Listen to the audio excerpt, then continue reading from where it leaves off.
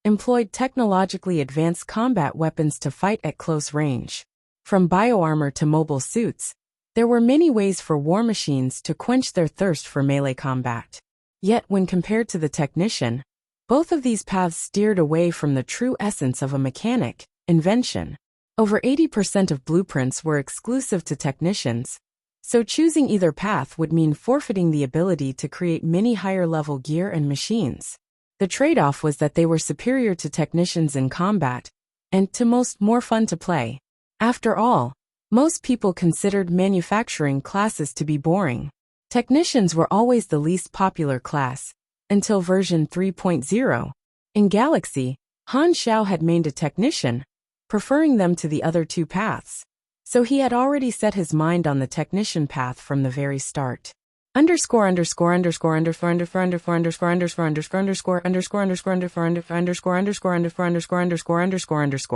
Congratulations! You have succeeded in class advancement. Han Xiao could feel an invisible, mysterious power wrapping around his body. You are now a technician, LV1. Plus 30 STR, plus 1 Dex, plus 1 N, plus 3 Int. 3 attribute points gained. 1 talent point gained. You have completed the first advancement. Endurance stat boost has increased. 1 endurance equals 15 max HP. 1 endurance equals 18 stamina. Although from start to end nothing appeared to have happened in the eyes of Gu Hui and the others, incredible changes had taken place within Han Xiao's body.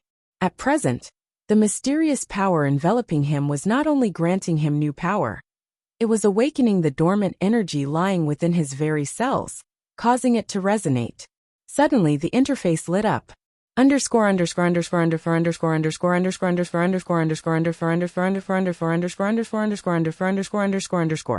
You have gained energy affinity, metal.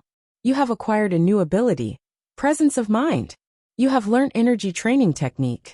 You have learnt intermediate mechanic affinity. You have learnt blueprint, special platinum alloy. When the process ended, Han Xiao felt as though his body had been entirely remodeled. He could now see with stunning clarity the tiny specks of dust on the keyboard, and even the previously unnoticeable buzz of the current running throughout the glass sphere room was now clearly audible to him. I did it. Han Xiao brought up the character information tab.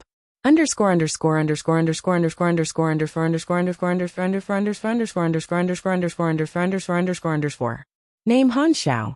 Race, human carbon-based. Model, NPC, launch countdown, 138 days, 3 hours and 51 minutes. Level 21. Experience, 181,000. Main class, LV10 Novice Mechanic / LV1 Apprentice Technician, 0/50000. Health, 670/670. Stamina, 854 of 854. Attributes, 31 STR, 18 DX, 38 YND, 32 INT, 1 MYS 5 CHA 1 LUK. Unassigned stat points 3. Energy, 160/160, LV3. New energy type, magnetic, gives a bonus to machinery affinity. LV1 10 energy. STR plus 1 DX plus 1, YND plus 1. INT plus 1 max stamina plus 20 damage machinery, plus 1%, crafting speed plus 1%. LV2 50 energy. STR plus 3, DX plus 2, YND plus 3. INT plus 1 max stamina plus 50, damage machinery, plus 2%, crafting speed plus 2%. LV3 100 energy. STR plus 3 DX plus 3, YND plus 5. INT plus 2 max stamina plus 100, damage machinery, plus 3%, crafting speed plus 3%. Energy level, 98 to 104. Great, Class E Superhuman. You have finally taken the first step of transcendence. Don't get too full of yourself, there is still a long way to go. Specializations. High focus, lesser mental resistance, hard worker. New, presence of mind, plus 5 INT. Class abilities. Basic machinery affinity LV.5. Basic maintenance LV10. Basic enhancement LV10. Basic refining LV1. Overload LV1. Blueprint, Sky Swallow Gliders LV1. Blueprint, prosthetic limb LV1. Blueprint, Lightweight mechanical arm LV1. Blueprint, rover LV1. Blueprint, high explosive LV.3. Blueprint, retractable knife LV2. New, intermediate mechanic affinity LV1 to plus 2% production quantity, plus 2% production speed. New, strafe LV1. Cost, 3 energy 15 stamina. Cooldown 12s. 4-2 seconds. Enables instantaneous movement within a 3-meter radius. Grants 15% bonus firing speed for the duration of the skill. Can only be used when equipped with a gun. This skill can be activated even if you are on your last bullet. New, Blueprint Platinum Alloy. Grade Green. This material is made with advanced technology. It has high ductility and is suitable for making armor and various machines. Crafting requirement, basic refining LV5. Other abilities, basic combat LV10 to plus 10% damage, barehanded. Plus 2 STR plus 1 Yendi. Basic shooting LV8 to plus 8% accuracy, ranged. Grappling LV5 to plus 7% counter, melee. Plus 10% damage, barehanded. Precise aim LV1 to plus 3% accuracy, ranged. Plus 2% critical rate, ranged. Special Ops Combat LV1 to plus 6% critical rate, melee. Plus 4% damage, barehanded. Stealing LV1. New, energy training technique. Plus 10 energy, 0/80 times. Each use costs 800 experience and 500 stamina. Talent points 16. Class talent tree. Weaponry. Basic assembly LV1, 0/1. Basic mechanical engineering LV2, 0/1. Basic bionics LV2, 0-1. Basic weaponry knowledge LV1, 0/1. Basic material knowledge LV1, 0/1. New, advanced material composition LV1, 0/2. 14 talents not learnt. Energy, 20 talents not learnt. Manipulation, 20 talents not learnt. Reputations, Germinal organization, hated, -1000. Star Dragon SDI, Division 13. Neutral, 300/1000. Clearance level 1. Legend 0. 180,000 experience. 45,000 from the Black Spider mission. And the rest mostly accumulated from Han Zhao's efforts in tirelessly crafting retractable knives and highly explosive gunpowder. Currently, both blueprints were at LV2 and LV3 respectively. As they were cheap and easy to craft, they were much easier to level up in contrast to other blueprints like the lightweight mecha arm or the rover. A month had passed since Han Xiao arrived at the western capital. Since then, Han Xiao had earned an overall amount of 200,000 experience, which was equal to a third of what he had earned back in his 6-month stint with the Germinal organization. Now, with over $1,500,000 in his possession, finances were the least of Han Zhao's concern. The first-class advancement was the biggest game changer, as it granted the player an energy attribute. Han Xiao lightly pressed his thumb towards his index finger. As soon as he did so, his index was enveloped by a sort of invisible air. It felt similar to a weak current, and Han Xiao could discern that it was magnetism. Magnetism was one of the attributes that a mechanic could specialize in. Combat-wise, it was not as powerful as the destructive attributes of fire or lightning. Instead, its main use was in strengthening the machinery affinity of a mechanic.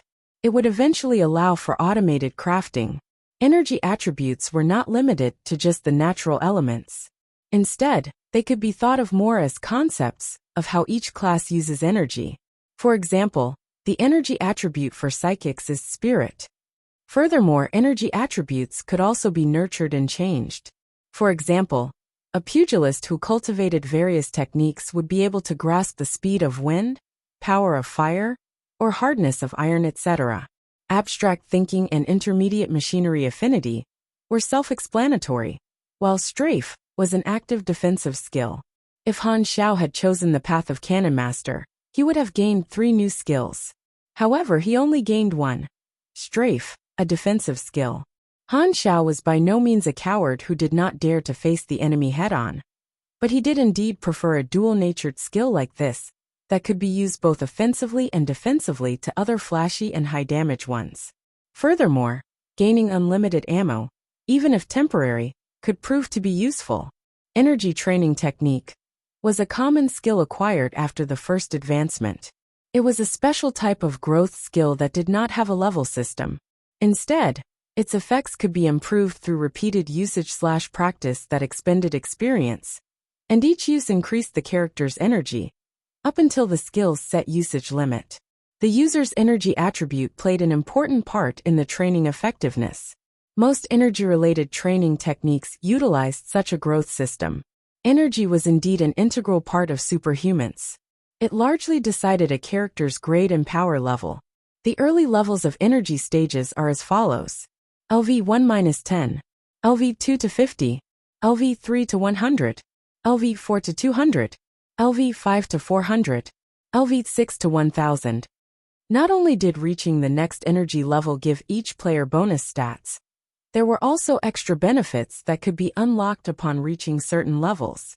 LV1 was the bare benchmark, and while Hila was only LV30, her energy level had already reached 500 auna, roughly 5 times more than Han Zhao's. One of the reasons for this was the energy training technique system. Platinum alloy was a new material type blueprint acquired through advanced material composition. The alloy itself was green in color, and it was well suited for making armor due to its sturdiness.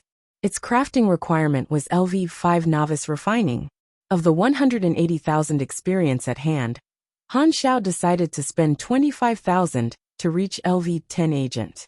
This gave him a number of stats, plus 2 STR, plus 2 DX, plus 3 Yendi, plus 1 CHA, as well as 1 talent point and 1 assignable stat point.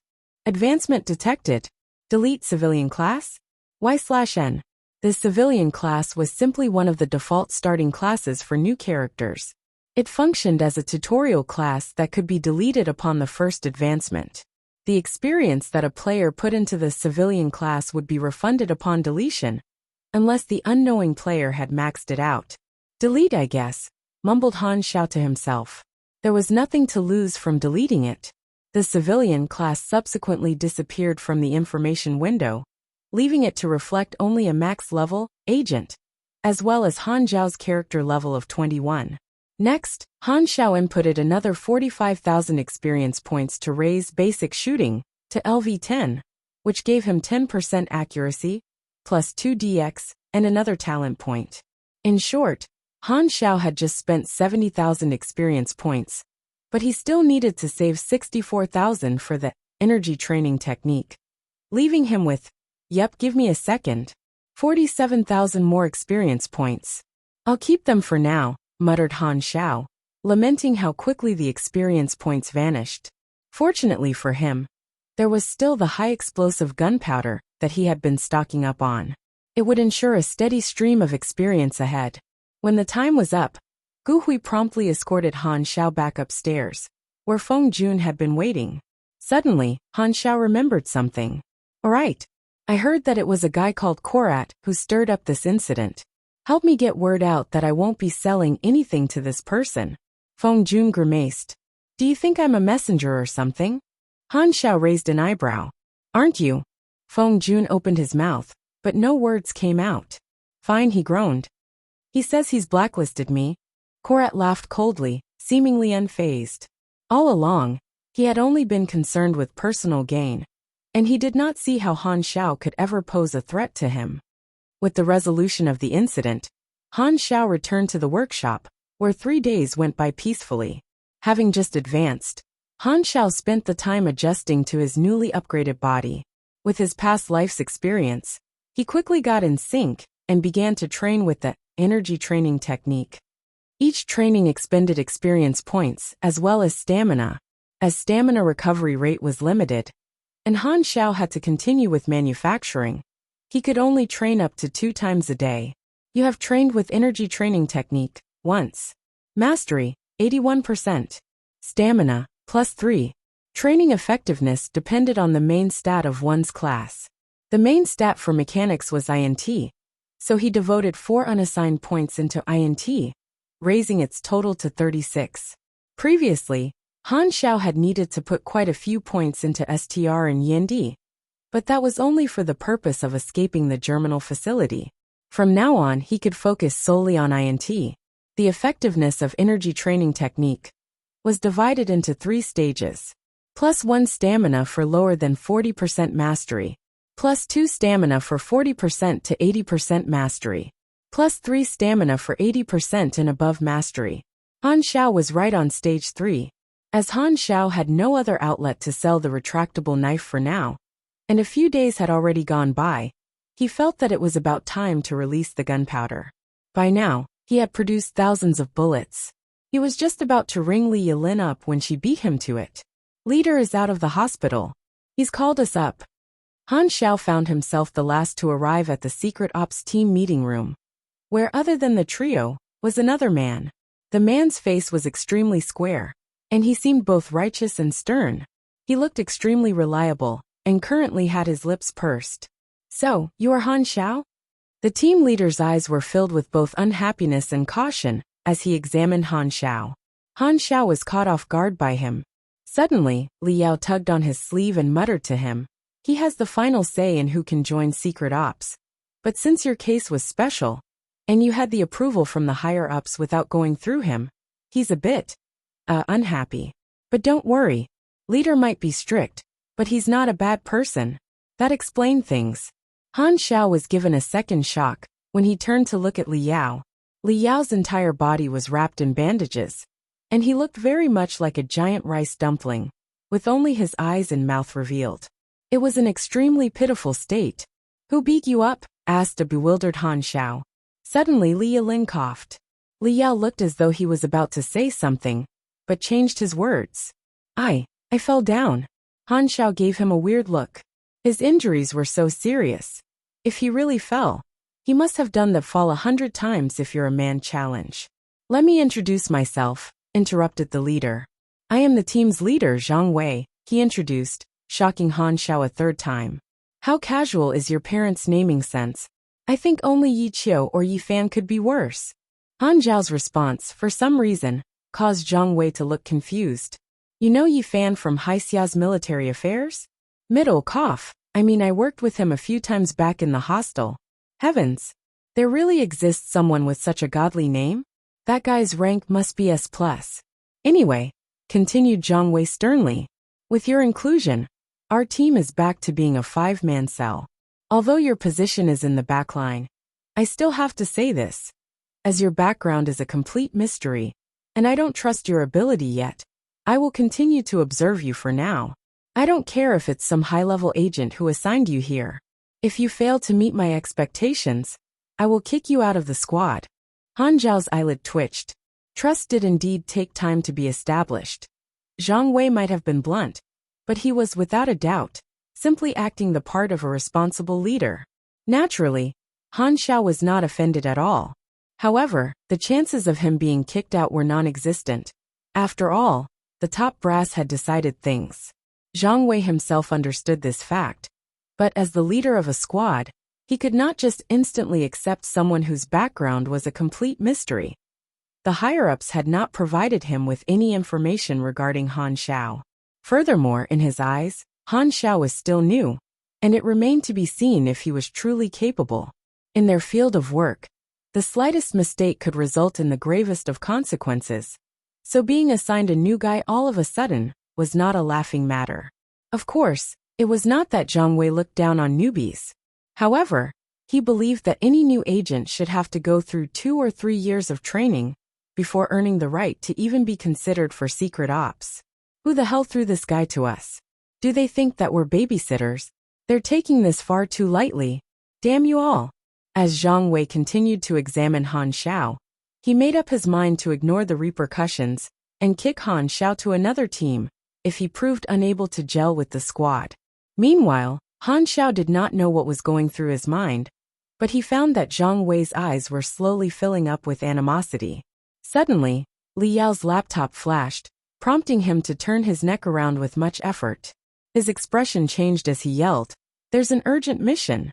They want us to depart now." "Details?" asked Zhang Wei sternly.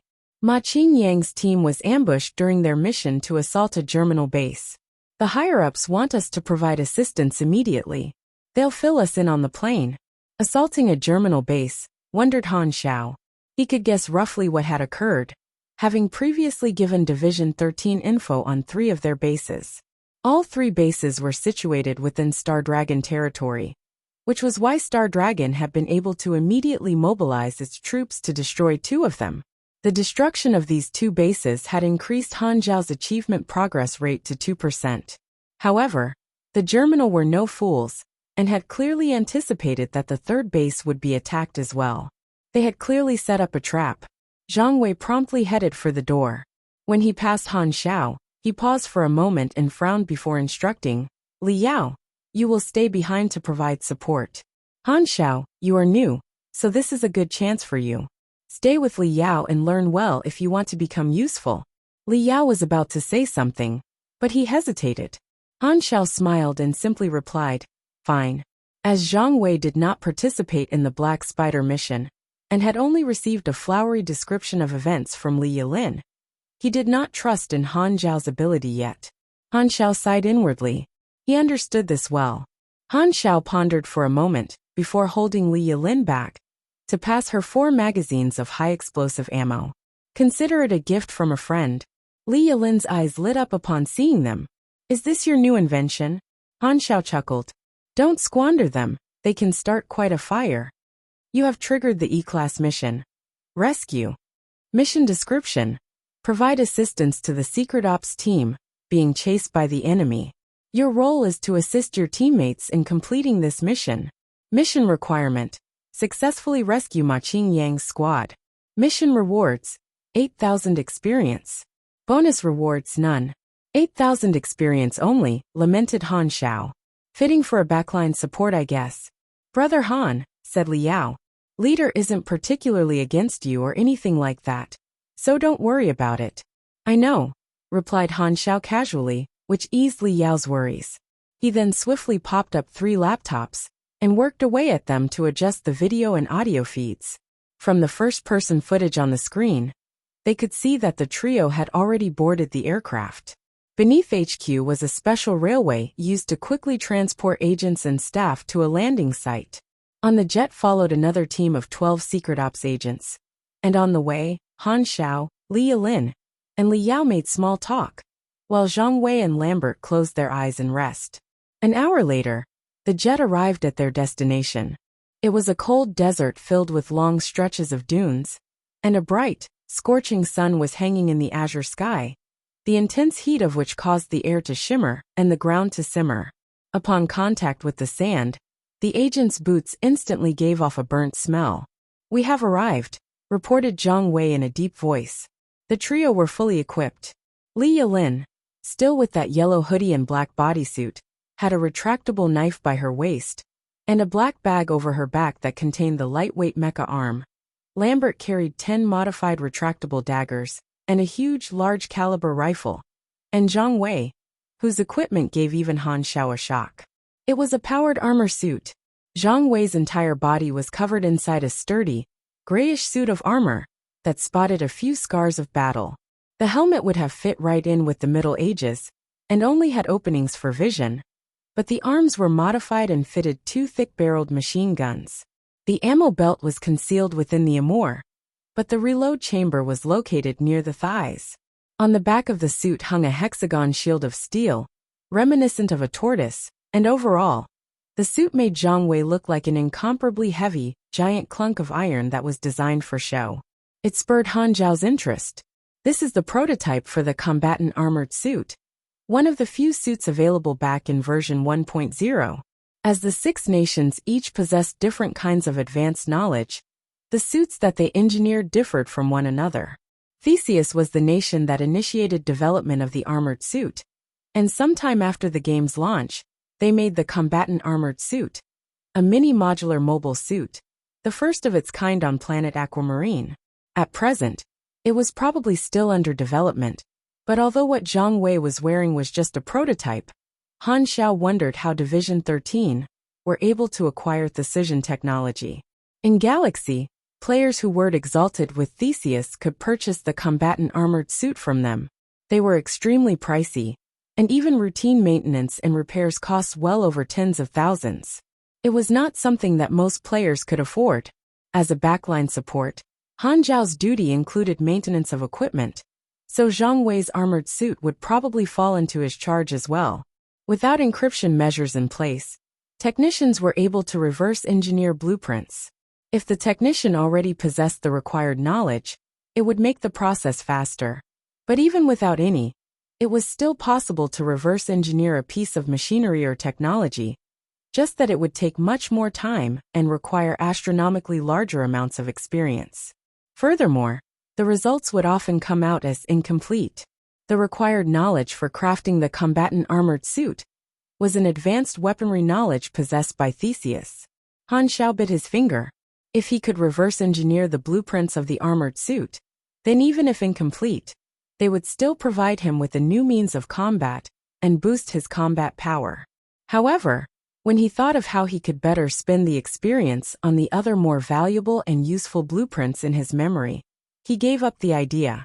Li Yao spoke into the intercom. Ma Qingyang's squad is about 13 kilometers away. There are 15 armored cars and 1 Black Harrier helicopter in pursuit. The meeting point is set on a hill 3 kilometers away. The objective will be to slow down the enemy and link up with the Ma Qingyang's squad. Do not engage the enemy excessively. I have already sent them the coordinates. Now get ready.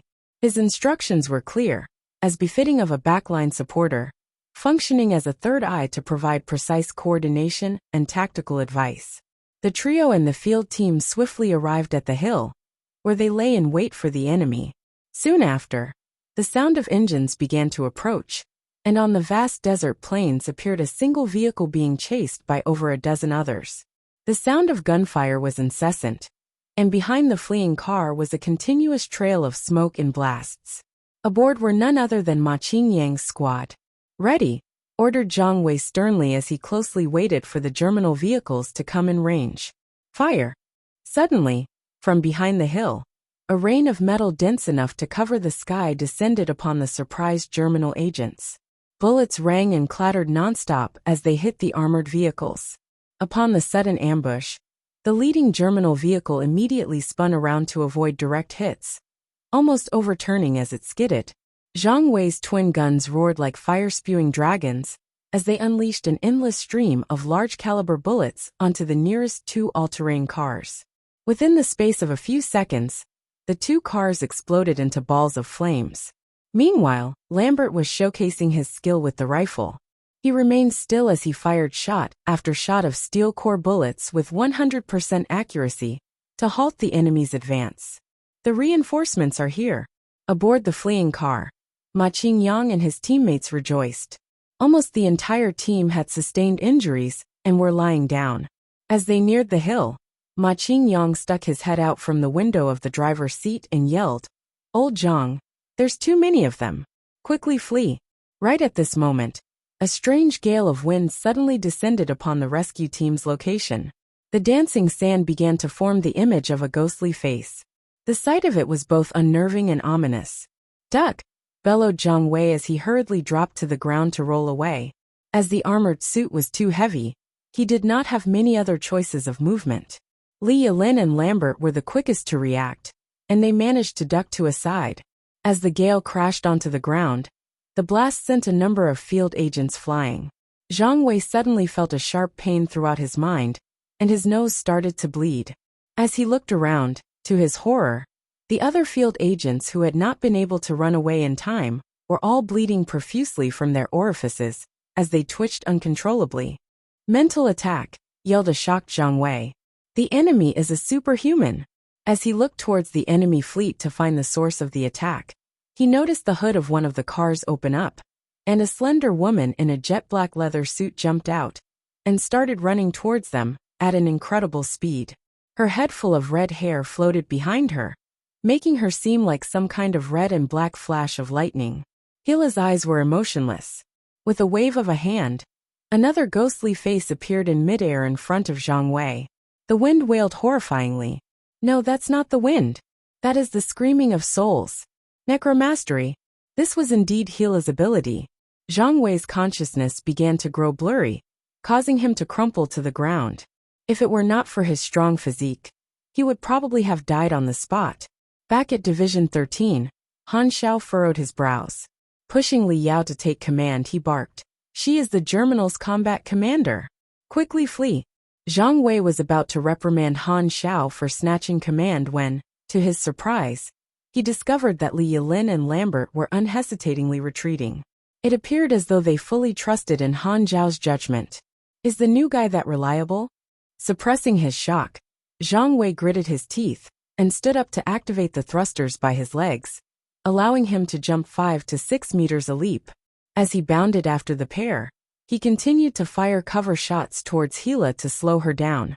Hila reached the hilltop in no time, and with another wave of her hand, a gray light flashed across the entire area.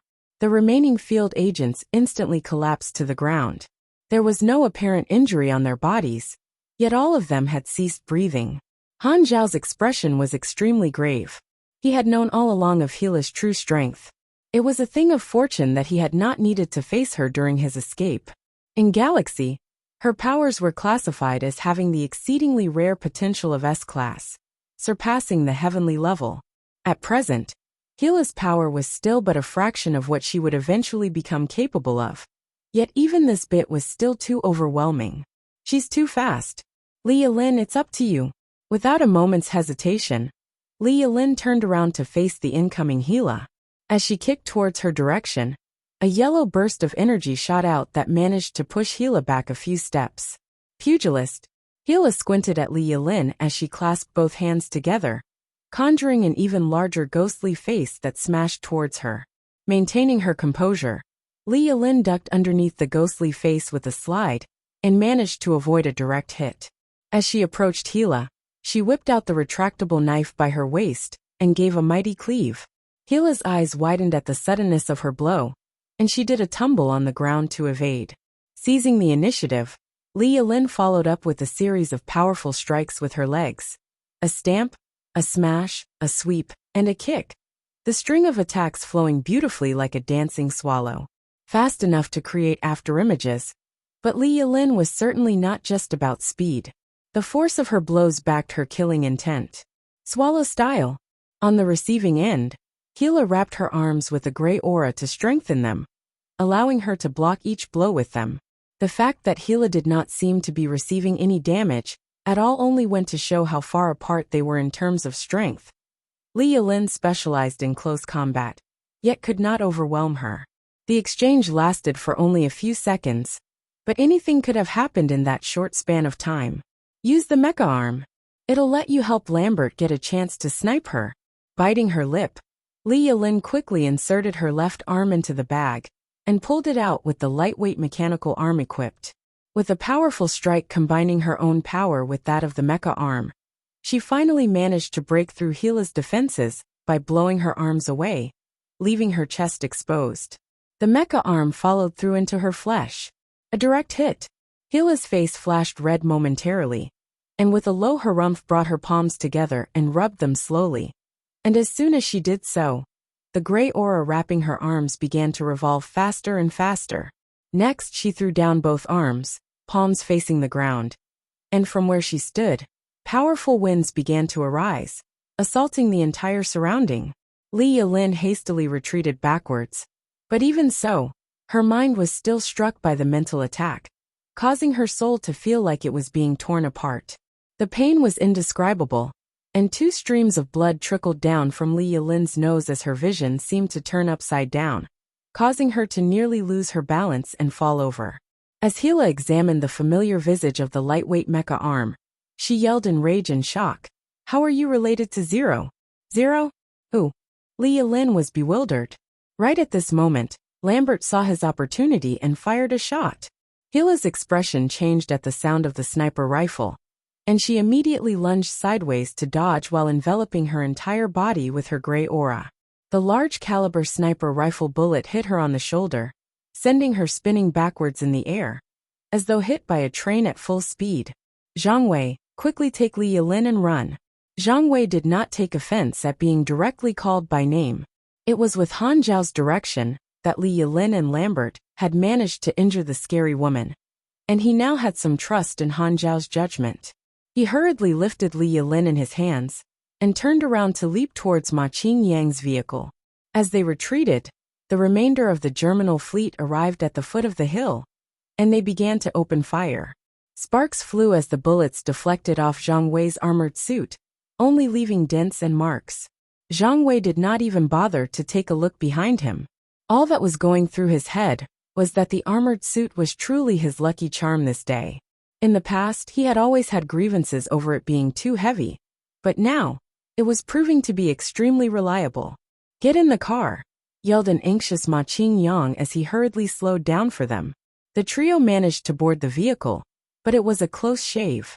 The concentrated fire was nearly enough to penetrate it.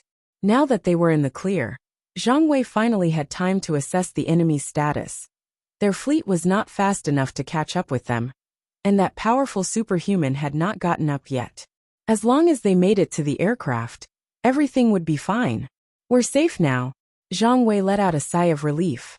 Unfortunately, Han Xiao had bad news for him. "Look out above." "Above?" Zhang Wei gave a start. "Right, they still have a helicopter." The Black Harrier finally made its appearance and began to shoot down at their car. "We have to take that out somehow," assessed Zhang Wei immediately. "If not, our own aircraft will be in danger." "Lambert, it's up to you and your sniper rifle." Lambert shook his head plainly. "I'm all out of armor-piercing shells. Standard bullets won't do against the Black Harrier's thick armor. Even if I had some left, it would take more than 7 shots. Are we really going to die here?" Despair was written all over Ma Qingyan's face. They were only a kilometer away from their escape plan's extraction point, but it did not seem like they would make it. Suddenly Han Xiao spoke. "Did you forget my present?" Li Yilin gave a start and hurriedly took out the 4 magazines. One of them was filled with rifle bullets. "What does this do?" "See for yourself." Lambert quickly took the magazine from Li Yilin and loaded his sniper rifle. As he readied to fire the shot, everyone watched on in anticipation. This single bullet was their final hope. In this critical moment, time seemed to slow down for all of them. As soon as Lambert pulled the trigger, a brass shell flew out from the chamber, and the crimson bullet was ignited as it accelerated out of the barrel, spinning. Whirling, it landed directly on the helicopter's bulletproof glass. Suddenly, the crimson bullet opened up like a blooming flower to expose its explosive contents to the air. Kaboom! The entire helicopter was instantly engulfed in a giant ball of flames. On closer inspection, the fire was actually burning off on the very armor itself, as though it had actually been ignited. The helicopter began to spin out on control mid-air. The pilot, in his panic, decided to abandon ship.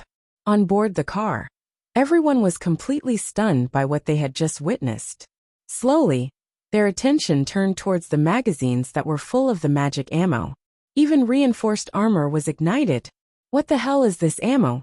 Who got their hands on such good treasure?" asked a stupefied Ma Qingyang. Li Yilin's eyes began to shine. "This stuff is good." She immediately loaded up her handgun with one of the magazines and fired a few shots. The pursuing enemy vehicles similarly went up in balls of flames, and even the missed shots were setting the ground ablaze. As the vehicle's armor heated up, their interiors soon turned into furnaces, and the heat was even causing the engine and other key parts to overheat, putting a halt to their pursuit. As the gang's car charged into the aircraft hangar, the pilot who had been anxiously observing the situation immediately took flight, and they were soon gone with the wind. Back on the ground, Gila's face was pale. Where she had been shot at on her shoulder was only a shallow wound. She was using her gray aura to heal it up. As she grudgingly watched the aircraft leave, she made a call to the boss and said through gritted teeth, "We've found Zero's trail. Rescue completed.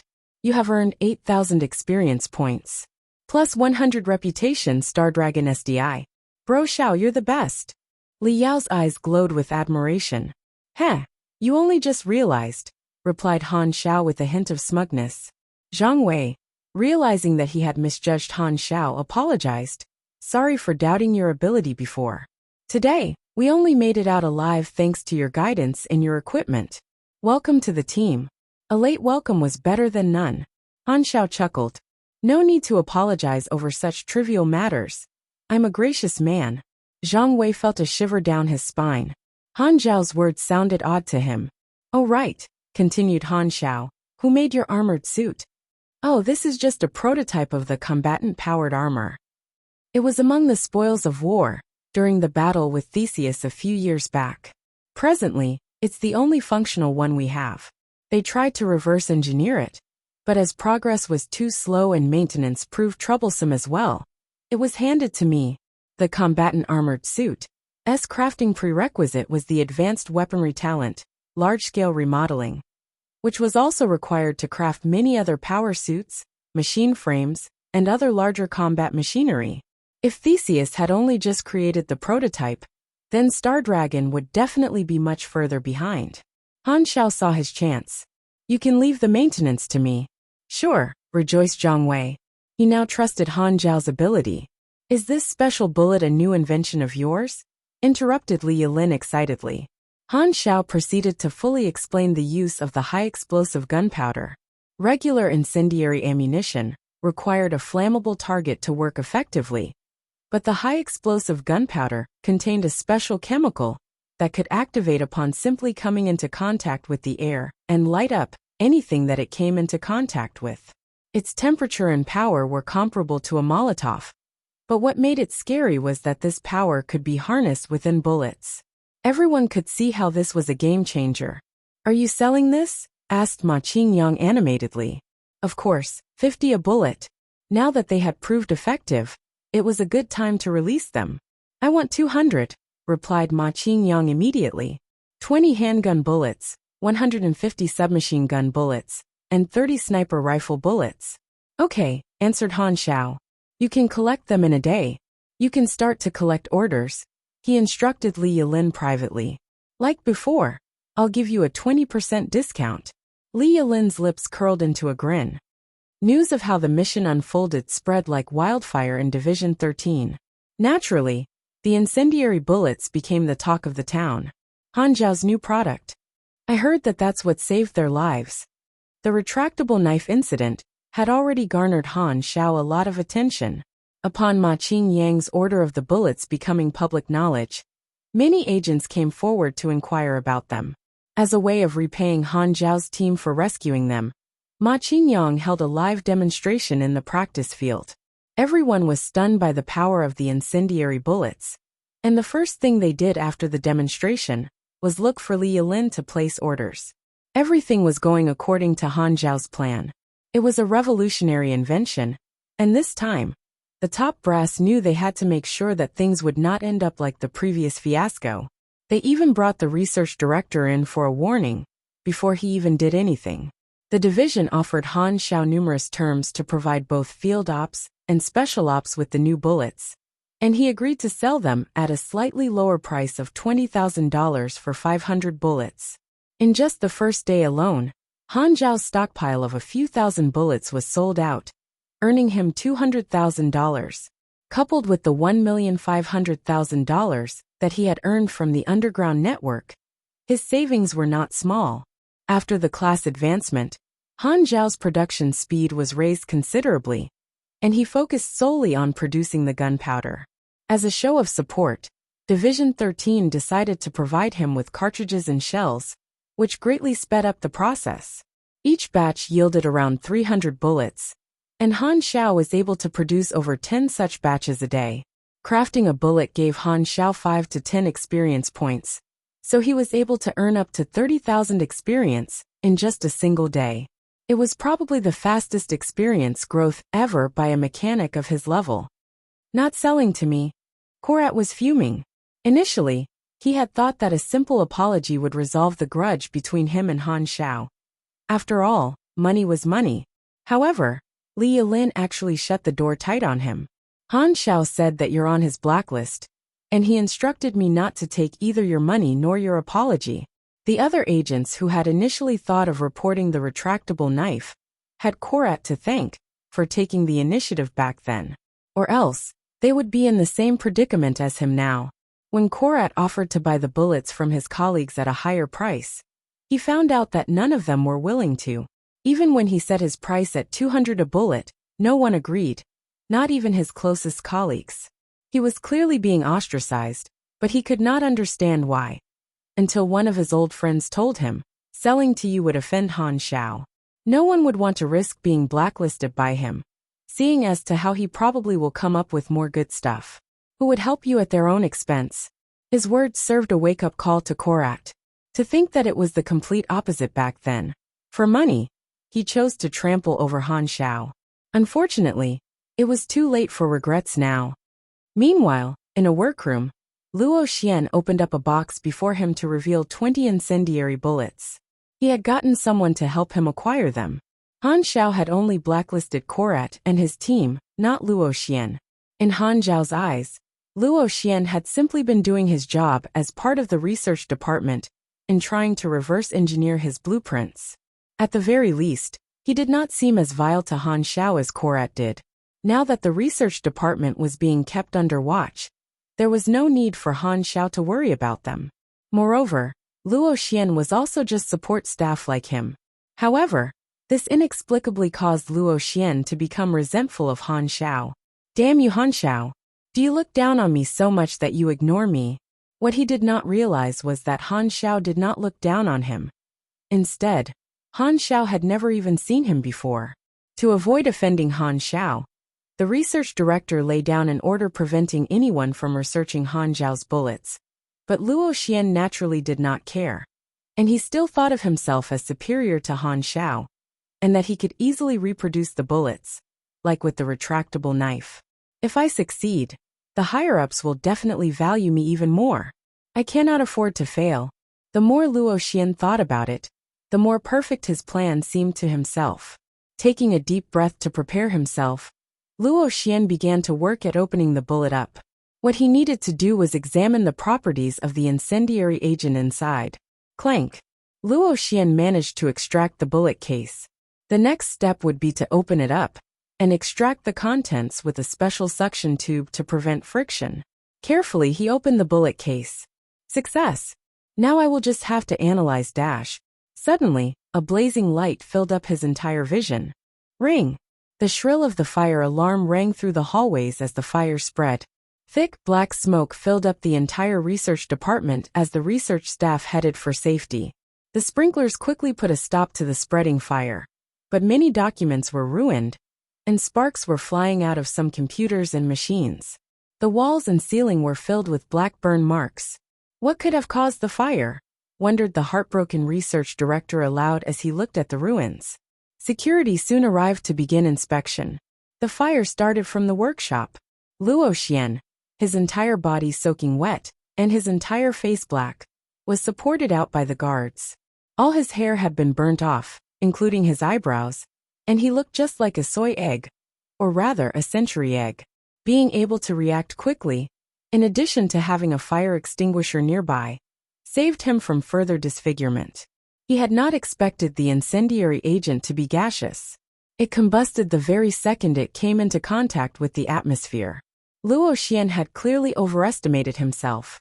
I've lost, he grudgingly admitted. What have you done? Yelled the research director. One of the security guards opened his hand to reveal a few bullet cases. Although they were blackened, they were clearly crimson before. This is the bullet case of the high-explosive gunpowder. Your man was trying to analyze it. The research director was instantly livid. Speechless, he could only point a finger at Luo Xian in his rage. Are my orders something to be taken lightly of?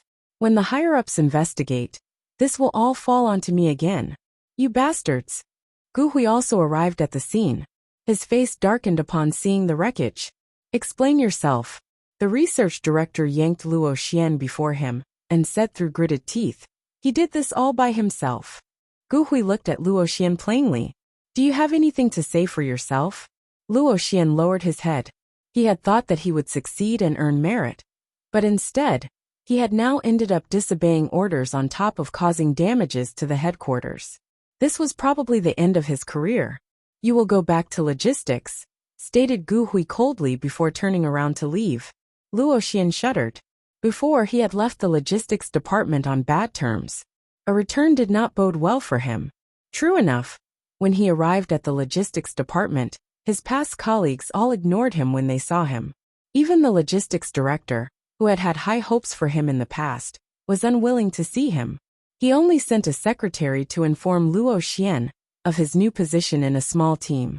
If only he had not been so narrow-minded and full of himself, he would not have lost his path and ended up like this. Although he deeply regretted his actions now, it was too late. I was immature, lamented a bitter Luo Xian. Han Xiao was shocked to hear of what Luo Xian had done from Feng Jun. Not even he, the creator himself, would dare to mess around and open up a completed incendiary bullet. That guy's got some balls. However, the matter was inconsequential to him. All along, Luo Xian had just been a name in the back of his mind. Soon after, Zhang Wei's armored suit was delivered to his workroom. Upon observation, it was a truly crude prototype leg module's spring boosters. Plus 15 speed. Consumes 1 energy/minute when active. Power 30. Combatant armored suit prototype. Type: modular mini power suit. Grade white. Stats: 682/1400 durability, 35 defense. Power level: 86. Energy level: 250 of 250. Prerequisites: 42 STR 48 Yindi. Bonus stats: -10 DX. Height: 1.95 meters.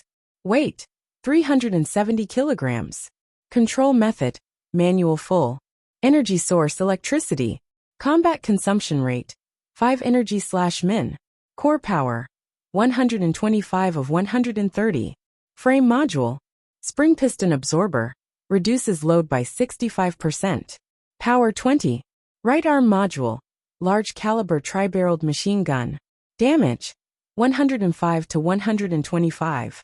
Firing rate: 5 shots/second per barrel. Maximum firing rate: 8 shots/second for 5 seconds per barrel. Magazine capacity: 30, plus 120 in the ammo belt. Power level: 75. Power 35. Left arm module, large caliber tri-barreled machine gun. Right wrist module knife. Damage: 12 to 15. Power level 9. Power 5.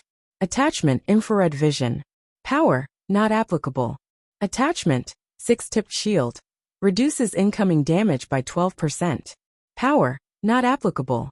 Tooltip: this abomination is a disgrace to all armored suits in the world. Han Xiao had to agree. It was indeed an ugly piece of work. It looked like someone had just decided to weld a few sheets of metal together. Low power aside, it did not even run on an integrated circuit. No wonder Zhang Wei always fired volleys instead of precise shots. There was no aiming system in place. An armored suit with an integrated circuit would be able to receive and transmit crucial information to its user during a fight. Also, the only automated part of the suit was its legs. Other than the legs, the entire suit's framework had to be operated manually, which explained why Zhang Wei had not used the shield. He wasn't able to at all. Come on, even though it's a prototype, at least show it some love, you assholes. As Han Xiao examined the suit with crossed arms, numerous ideas began to pop up. However, it was still too soon to rush upgrades. Some of the tweaks he wanted to make required knowledge that he did not currently possess. Hence, after performing just some simple maintenance, Han Xiao got Feng Jun to help him return it to Zhang Wei. Currently, Han Xiao's primary concern was regarding the 3 successfully destroyed germinal bases, and what information he should disclose to Star Dragon next. The 3 captured bases were indeed the only ones located within Star Dragon. If Star Dragon wanted to continue its assault on the germinal organization, they would have to take the fight to a foreign nation. While relations among the 6 nations were truly not that amicable, no one really wanted to continue fighting since a lot of resources had already been depleted during the transition to the new era. Each nation was still counting their losses. Hence, Star Dragon would have to seek the cooperation of the other nations, and that would be complicated to accomplish. Han Xiao himself would also have to be directly involved, as he was the key source of information. The question was whether the higher-ups would let Han Xiao leave the western capital. Suddenly the phone rang. It was Feng Jun, who said gravely, "Han Xiao, germinal operatives are on the move. They seem to know that you are with us, and are trying to track you down." I know. Han Xiao had expected this. He had instructed Li Yilin to use the mecha arm, while knowing that Hila would recognize it. Rest assured, there will be men keeping watch around you 24/7.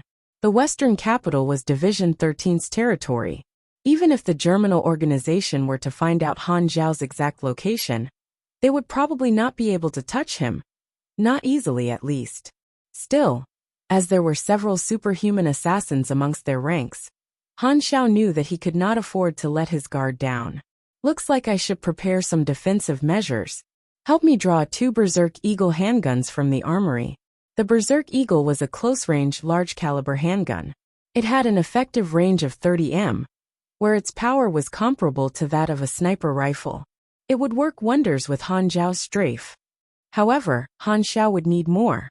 Over the past 3 days, Han Xiao had gained 100,000 experience points from crafting gunpowder.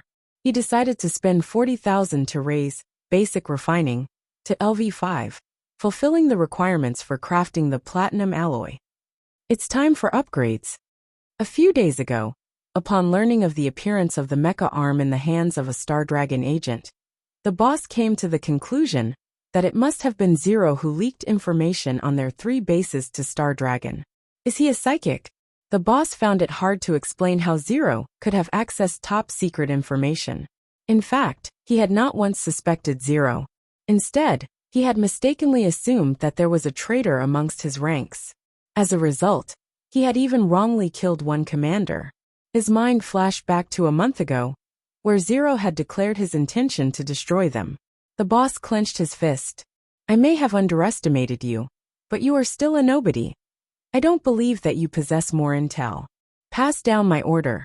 Recruit some wanderers to investigate Zero's trail in Star Dragon. The Germinal organization will reward those who find him. If found, send Rosa to finish him off. Rosa, like Gila, was a Germinal commander. She was an assassin. Each commander had their own specialty, but no one knew exactly how many commanders there were. Not even most Germinal agents themselves. The boss gazed into the distance. Did you think that gaining Star Dragon's protection would keep you safe? Naive. The platinum alloy was an alloy composed from a few rare ores. Han Xiao had to spend quite a sum of money to purchase enough of them.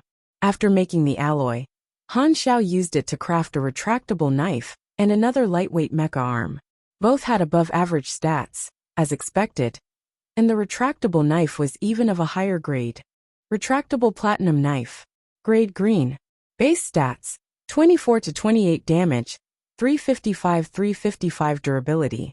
Bonus stats: plus 3 dx. Length: 0.77 m. Weight: 8.7 kilograms. Additional effects. Retractable. This knife's blade can be retracted. Durable.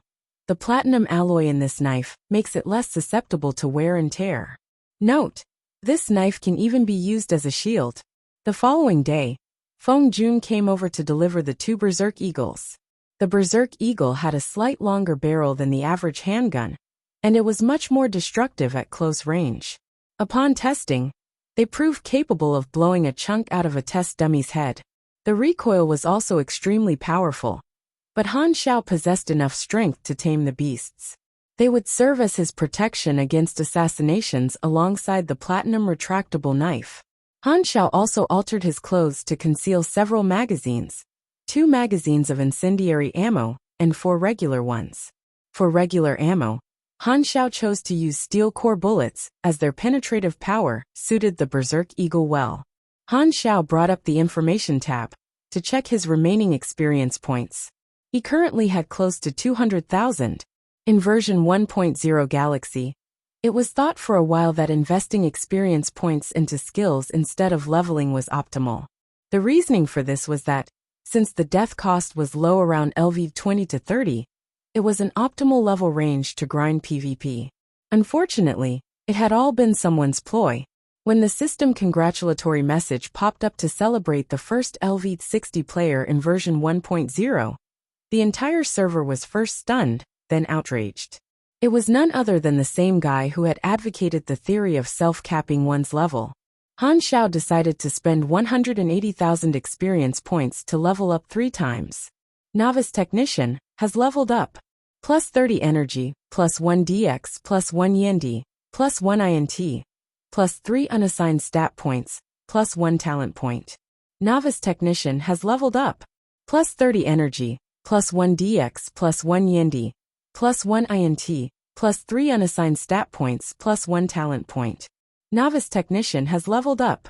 Plus 30 energy, plus 1 DX, plus 1 Yendi, plus 1 INT, plus 3 unassigned stat points, plus 1 talent point. Besides these newly acquired stats, Han Xiao had also gained 30 energy from regular use of the energy training technique over the past few days. So his energy was now LV4 at a total of 280.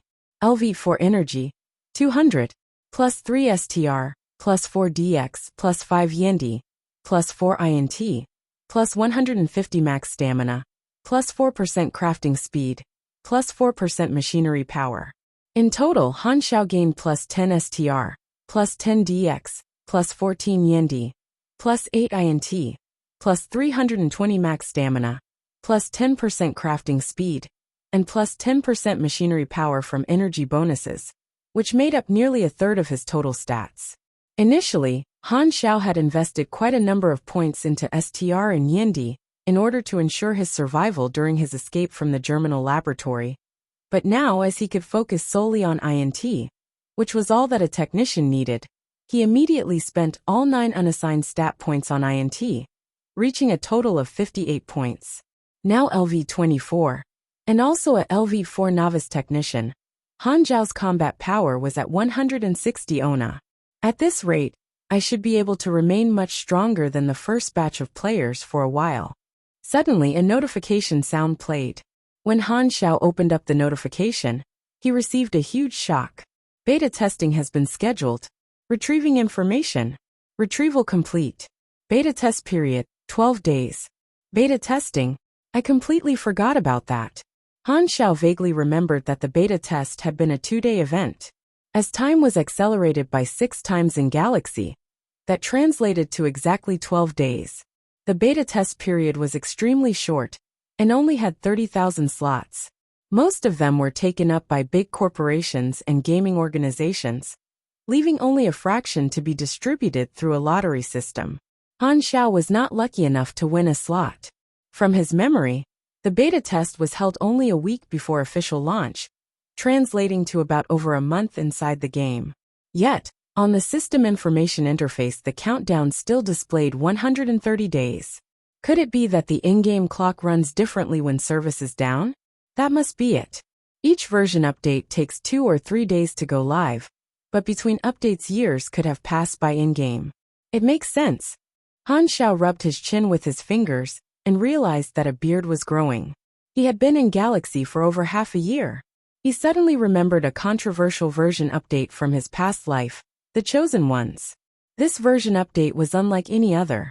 Other updates typically came with world-changing events and incidents, but this one had completely lacked a theme. No one could make sense of the version's title, nor its contents.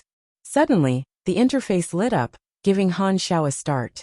Underscore underscore underscore underscore underscore underscore underscore underscore underscore underscore underscore underscore underscore underscore underscore underscore underscore underscore underscore underscore.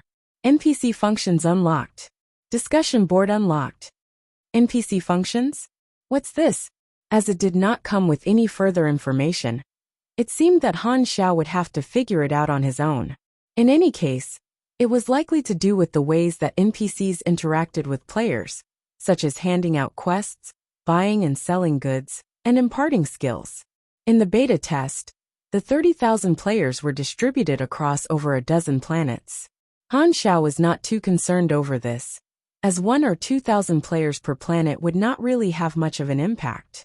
Official release would be when all hell broke loose.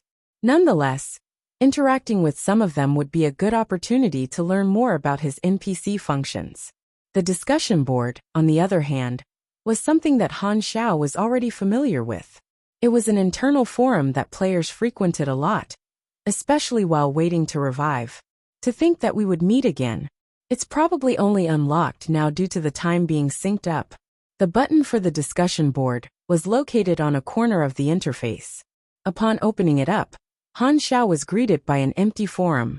The account name on the top right of the window indicated guest, and the registration button was grayed out. Han Xiao clicked it out of curiosity. Attempting to connect to the dive capsule. No player detected. Registration failed. It took a few moments for Han Xiao to understand why. Accounts for the discussion board could only be created with the unique ID of the user's dive capsule. This rule was implemented as a measure against trolls. Well, I can't create a forum account, but at least I can access the forum for reading. There were a million questions on Han Xiao's mind regarding the state of his existence. Perhaps this forum would be able to give him the answers if he watched out for his own username. Interacting with the beta testers will be a good start. Character name Frenzied Sword. Regular settings selected. Character creation complete. Race Human Yellow.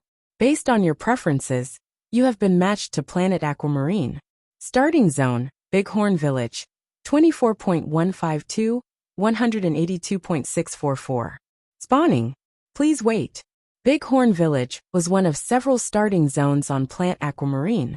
As Frenzied Sword's consciousness slowly adjusted, he found himself standing atop a lush field.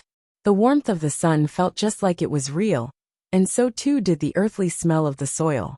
When he looked down to see his two arms, he was shocked by how realistic they looked and felt. It was a small field, and Frenzied Sword noticed that there were hundreds of other players around him. They, too, were curiously examining their bodies. Each player's name was displayed on the top of his head. Following the mini-guide shown during character creation, Frenzied Sword opened up the character information window. It displayed that he was LV1, and also showed the default starting equipment that he was equipped with: a shirt, a pair of pants, and a pair of shoes. They did not come with any stat bonuses. Damn it, I can't strip. A fellow player nearby was causing a commotion. He appeared to be trying to remove his pants unsuccessfully.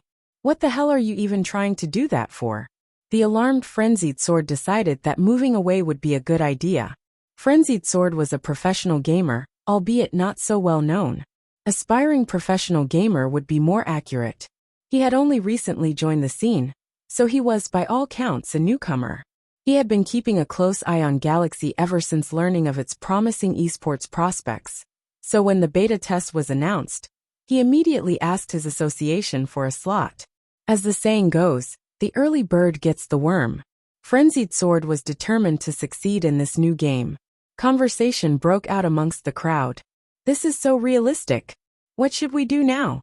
Any hints? Suddenly, a white-bearded, fearsome-looking white elderly man appeared before the crowd and bellowed, "All of you outsiders. If you want to eat, then find yourself a job. Loafers are not welcome in our village. The crops in our farms need picking, and the shops to the south need workers. As long as you work hard, you will have food to eat." Beside the players' health bars were two other bars for hunger and thirst.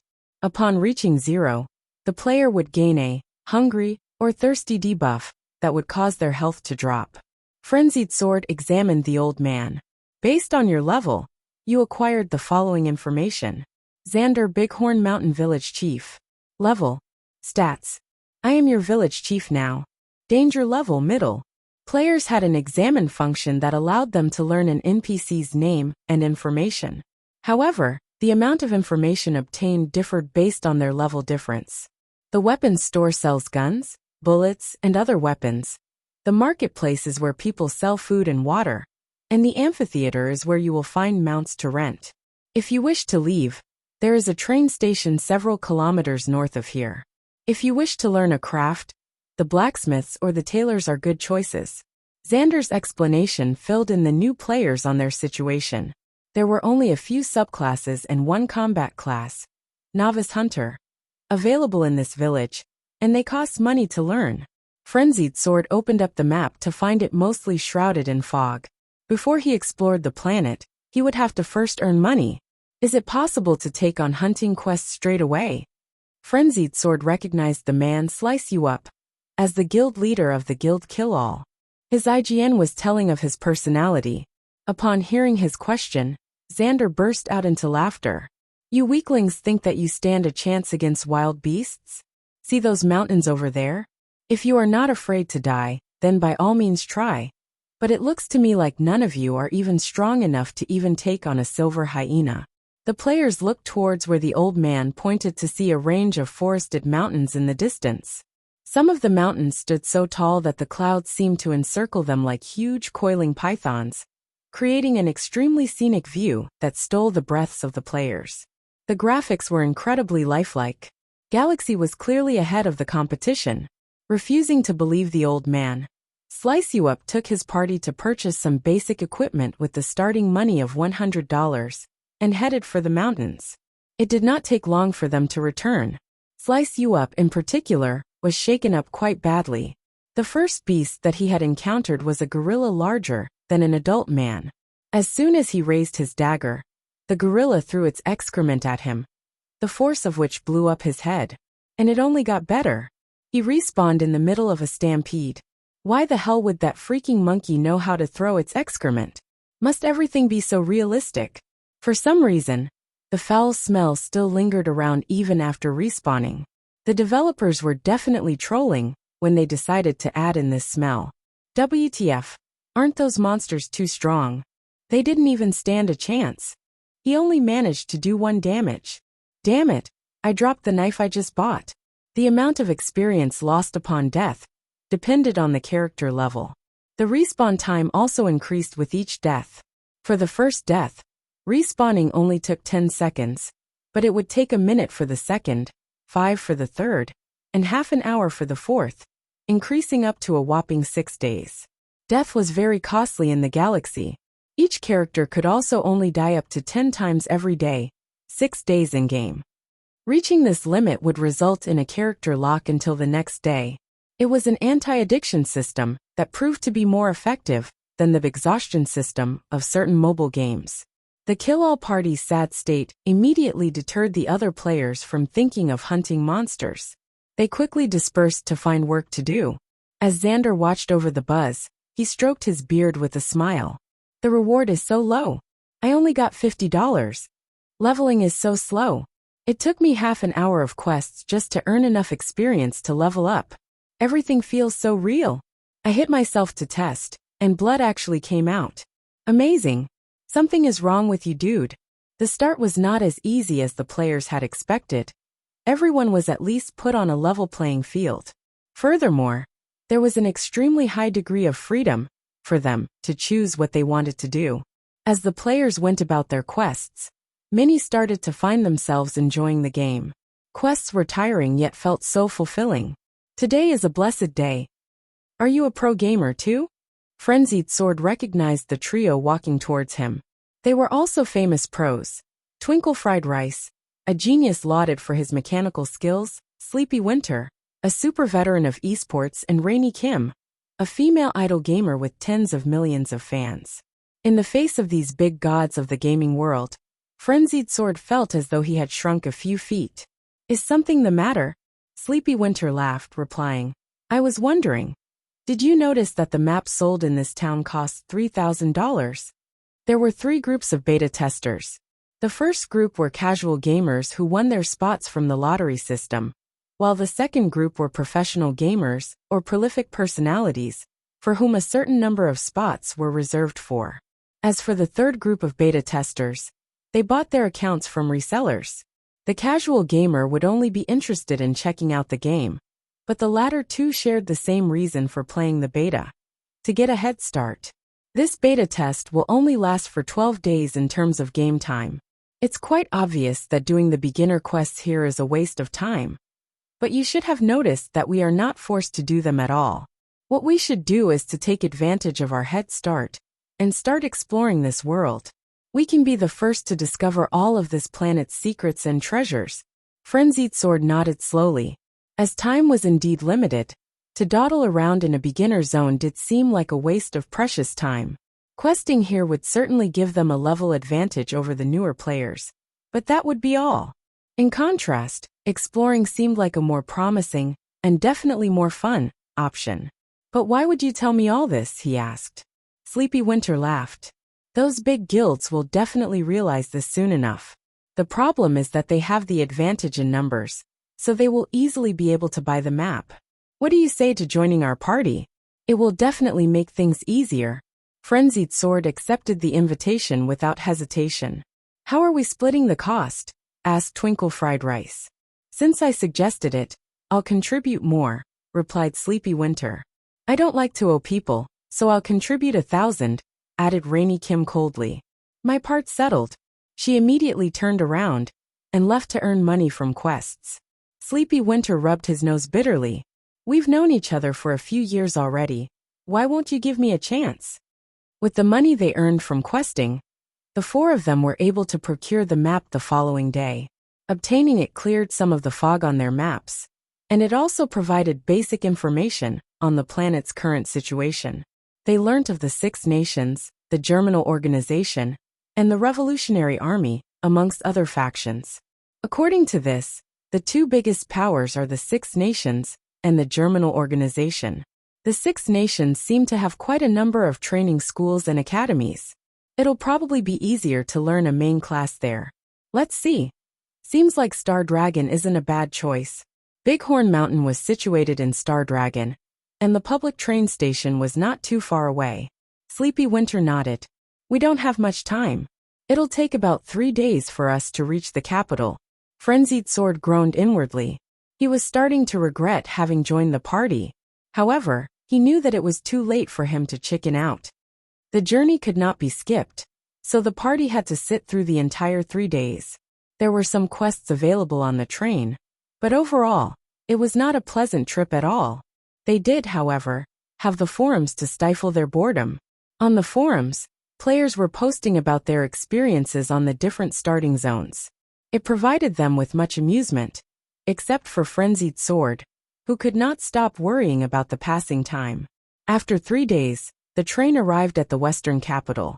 Upon arriving at the great metal fences, each of them received a system message, alerting them of a new explored location. So discovering places gives experience too, huh? This is amazing, gasped Twinkle Fried Rice as he looked around. Everything was extremely realistic, down to the way that people were casting him strange looks. The group proceeded to the security checkpoint where they were scanned for weapons. After passing the check, the guard gave them each a temporary ID card, and they received a system message notifying them that they had unlocked reputation with Star Dragon. Star Dragon. Reputation 0. Current relationship, neutral temporary citizen. Shall we continue as a group or go our own ways? Asked Sleepy Winter. I'll follow you, replied Twinkle Fried Rice immediately with a grin. The two of them were from the same gaming club. Rainy Kim also decided to join them, as some company was better than none. No bullying me, she said flatly. Sleepy Winter laughed. Unintentional or not, this girl said the cutest things. They exchanged a few more lines before Sleepy Winter finally turned to Frenzied Sword and asked, What about you? Frenzied Sword was furious at being so blatantly overlooked, but he understood that there was no point in forcing himself to tag along. No need. He waved his hand and stammered, I prefer playing alone. Alright then, good luck. As Frenzied Sword watched the trio of gods depart, he mumbled to himself, sooner or later, I'll become popular too. The western capital was obviously a first-class city. Here, there would definitely be plenty of opportunities for him to surpass them and become number one. Renewed with ambition, Frenzied Sword began to head off in another direction. Suddenly, he noticed a masked man watching him. Something about the way the man was looking at him seemed odd. As Frenzied Sword felt a chill run down his spine, he instinctively used the examine function. Name, Xiao. Level. Stats. Danger level fatal. Fatal danger. Frenzied Sword gulped. Even the armored security guard just now only had a high danger level. This was his most dangerous encounter yet. Who exactly was this guy whose information was full of question marks? Shouldn't it be safe in the city? Will today be the first time that I die? Suddenly the man spoke. Examining someone you just met? That's not very polite. Frenzied Sword gave a start. According to the official information, an NPC would know if it had been examined if it was over 30 levels higher than the player using the function. Xiao chuckled to himself. He had simply predicted Frenzied Sword's course of action. After learning of the beta test, Xiao had taken note of all the nearby starting zones on his map. The closest one was none other than Bighorn Mountain Village. It was only 3 days away, but Xiao did not want to leave the western capital as Germinal was actively looking for him. While keeping track of the influx of posts on the forums, Han Xiao came across a thread created by a player called Sleepy Winter. It was a post about the benefits of exploration.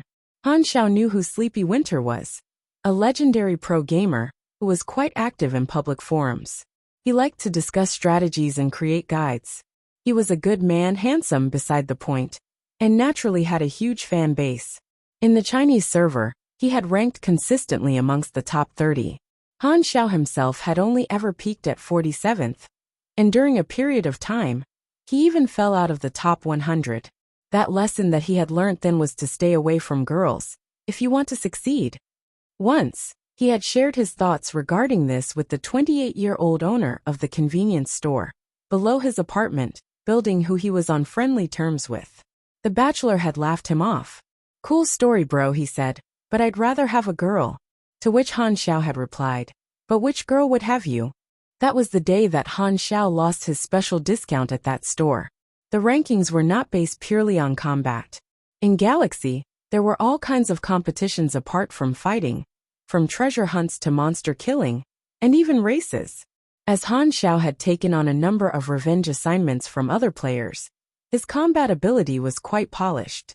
Unfortunately, he had lacked in other areas, such as trash talking. He never forgot to practice it though. After reading the thread, Han Xiao had guessed that there would probably be a few players who would make it to the Western capital. As such, over the past few days, he had spent some time keeping an eye out for any at the city entrance. He was able to spot the party of 4 easily as their names were, to Han Zhao's surprise, clearly displayed over their heads. Furthermore, 3 of their names were those of famous people. Han Xiao was not sure if the reason he could see their names was that he too had an interface. Nevertheless, it was a good thing. Just like how players could see the names of NPCs, Han Xiao could recognize them on sight. The reason that he had decided to make direct contact with a player was to test out his NPC functions. "Brave adventurer, do you have time to help me?" A standard line for a quest giver. Frenzied Sword's eyes widened. To think that I'd get the chance to interact with a high-level NPC this soon. "This place is the best," he replied as calmly as he could. "I am willing to help. I need a loaf of bread. Can you find one?" A confirmation window popped up as soon as Han Xiao asked the question. "Do you wish to issue a quest to Frenzied Sword? Y/N. It really works. Hold on. Why are there automated prompts for an NPC function? Maybe I can automate my own actions too." Han Xiao narrowed his eyes. Now is not the time to worry about those questions. Yes. A window appeared, along with some messages. "Please set the requirements and rewards for the mission. The amount of experience that you can hand out is limited based on your level, rank, influence, and myth. Note: you can choose to give objects that you possess ownership of as rewards. Money, items, experience, skills, etc. The window was split into 2 sections. On the left side was a drop-down menu that allowed Han Xiao to select the quest type. There were a ton of quest types to choose from. On the right side was for inputting the rewards. There were 2 lines: maximum reward and daily reward limit. The maximum reward was currently set to 11,600 experience points. It also seemed to be provided by the system, meaning that Han Xiao would not have need to fork any out of his own pocket. Daily reward limit referred to the amount of experience reward that Han Xiao could issue out in a day. Currently, it was fixed at 5 times the maximum reward. 5 times 11,600 is equal to 58,000. Maximum reward, 11,600 EXP. Level, 24, 7,200 EXP. Rank, E300 EXP. Factions, Germinal, Hated 1000 EXP. Division 13 Neutral 400 EXP. Myth level 0. As Han Xiao tested the settings out, he discovered a limitation. If the current maximum reward did not meet the minimum amount required for a quest, he would not be able to issue it. A rank A quest, such as destroying the Germinal organization, would require a rank A reward. Han Zhao's maximum reward of 11,600 meant that he could only issue E-rank quests. D-rank quests required a reward of at least 30,000 EXP. The reward criteria also seemed to differ among the different quest types. No further messages popped up to explain this, So it seemed like Han Xiao would have to figure it out on his own through trial and error. Han Xiao tried to issue himself a quest, but it failed. If only I could have some of that sweet experience.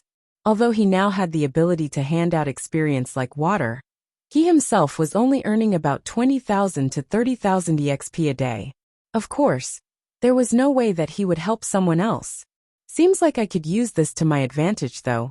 Han Xiao's eyes began to twinkle. It was possible to use this function to manipulate players into doing his bidding. After all, players would do any quest if the reward was high enough.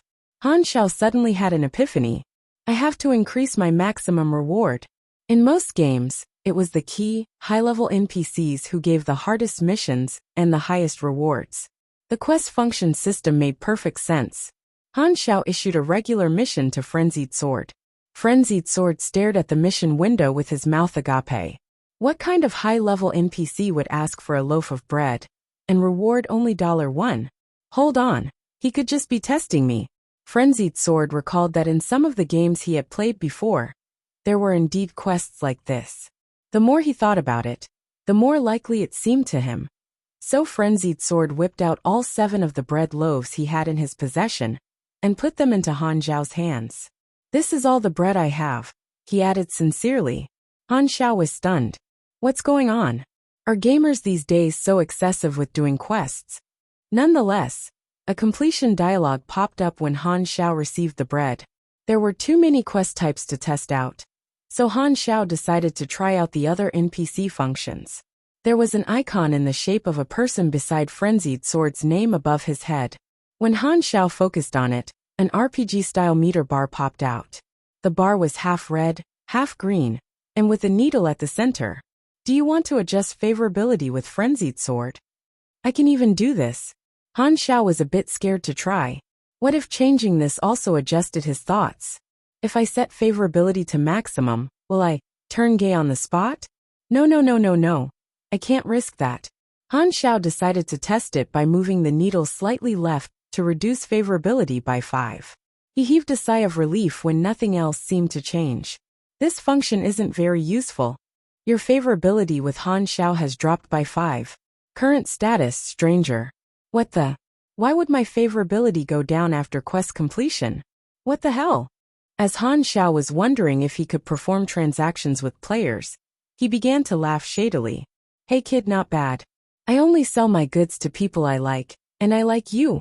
Frenzied Sword's jaw dropped. My favorability dropped, but he still says that he likes me.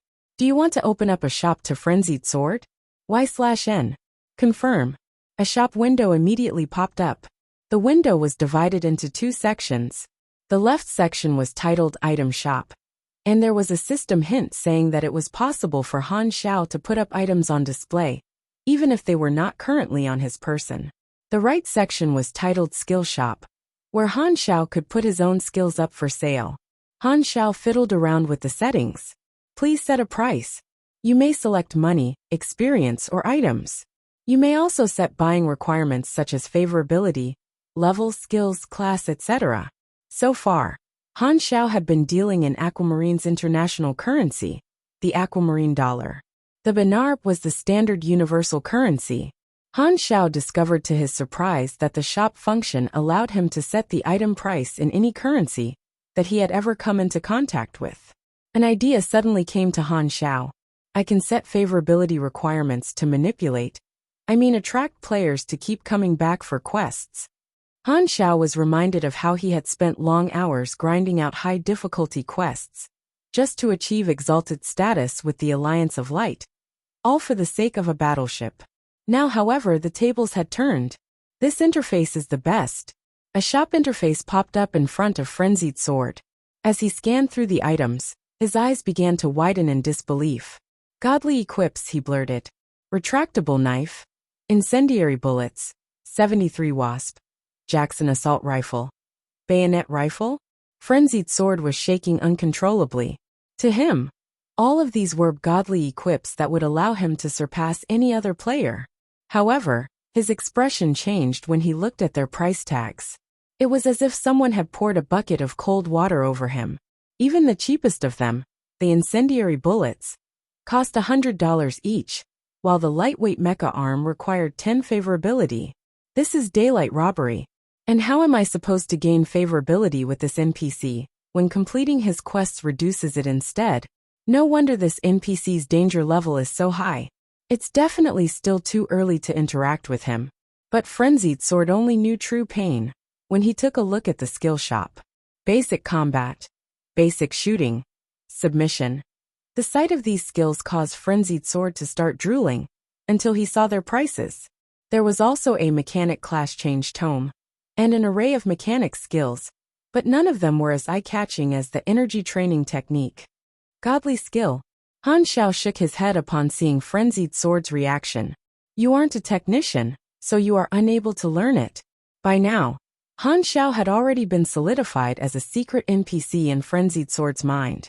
If I can make him my teacher, I will definitely become rank 1 in no time. But I really wanted to be a pugilist. That much was obvious from his in-game name. Damn it. This had better be worth it. Are you sure you want to become a mechanic? Y/N. Yes. Basic weaponry learnt. You have gained 500 EXP. $100. Buying a skill was like paying for lessons, and Han Xiao's skill level would remain unchanged. Of course, the skills that Han Xiao had chosen to put on display were the more common and easily obtainable ones. Not that any player would know at this point. Frenzied Sword's reaction to energy training technique confirmed this. He obviously did not know that the skill was automatically given to all characters after the first advancement at LV20. It wasn't that Han Xiao was trying to scam him though. On the contrary, he had purposely set its cost at a whopping 10,000 EXP and $3,000 just to make the shop look nicer. He had also placed a requirement of 10 favorability on it. Alright. Han Xiao quickly reverted Frenzied Sword's favorability back to 0, which caused him to immediately have the wrong idea. I must buy more things from him in order to increase favorability. Suddenly, the NPC began to walk away. Where can I find you? Yelled a flustered Frenzied Sword after him. Han Xiao thought for a moment before handing him a piece of paper with the workshop's address on it.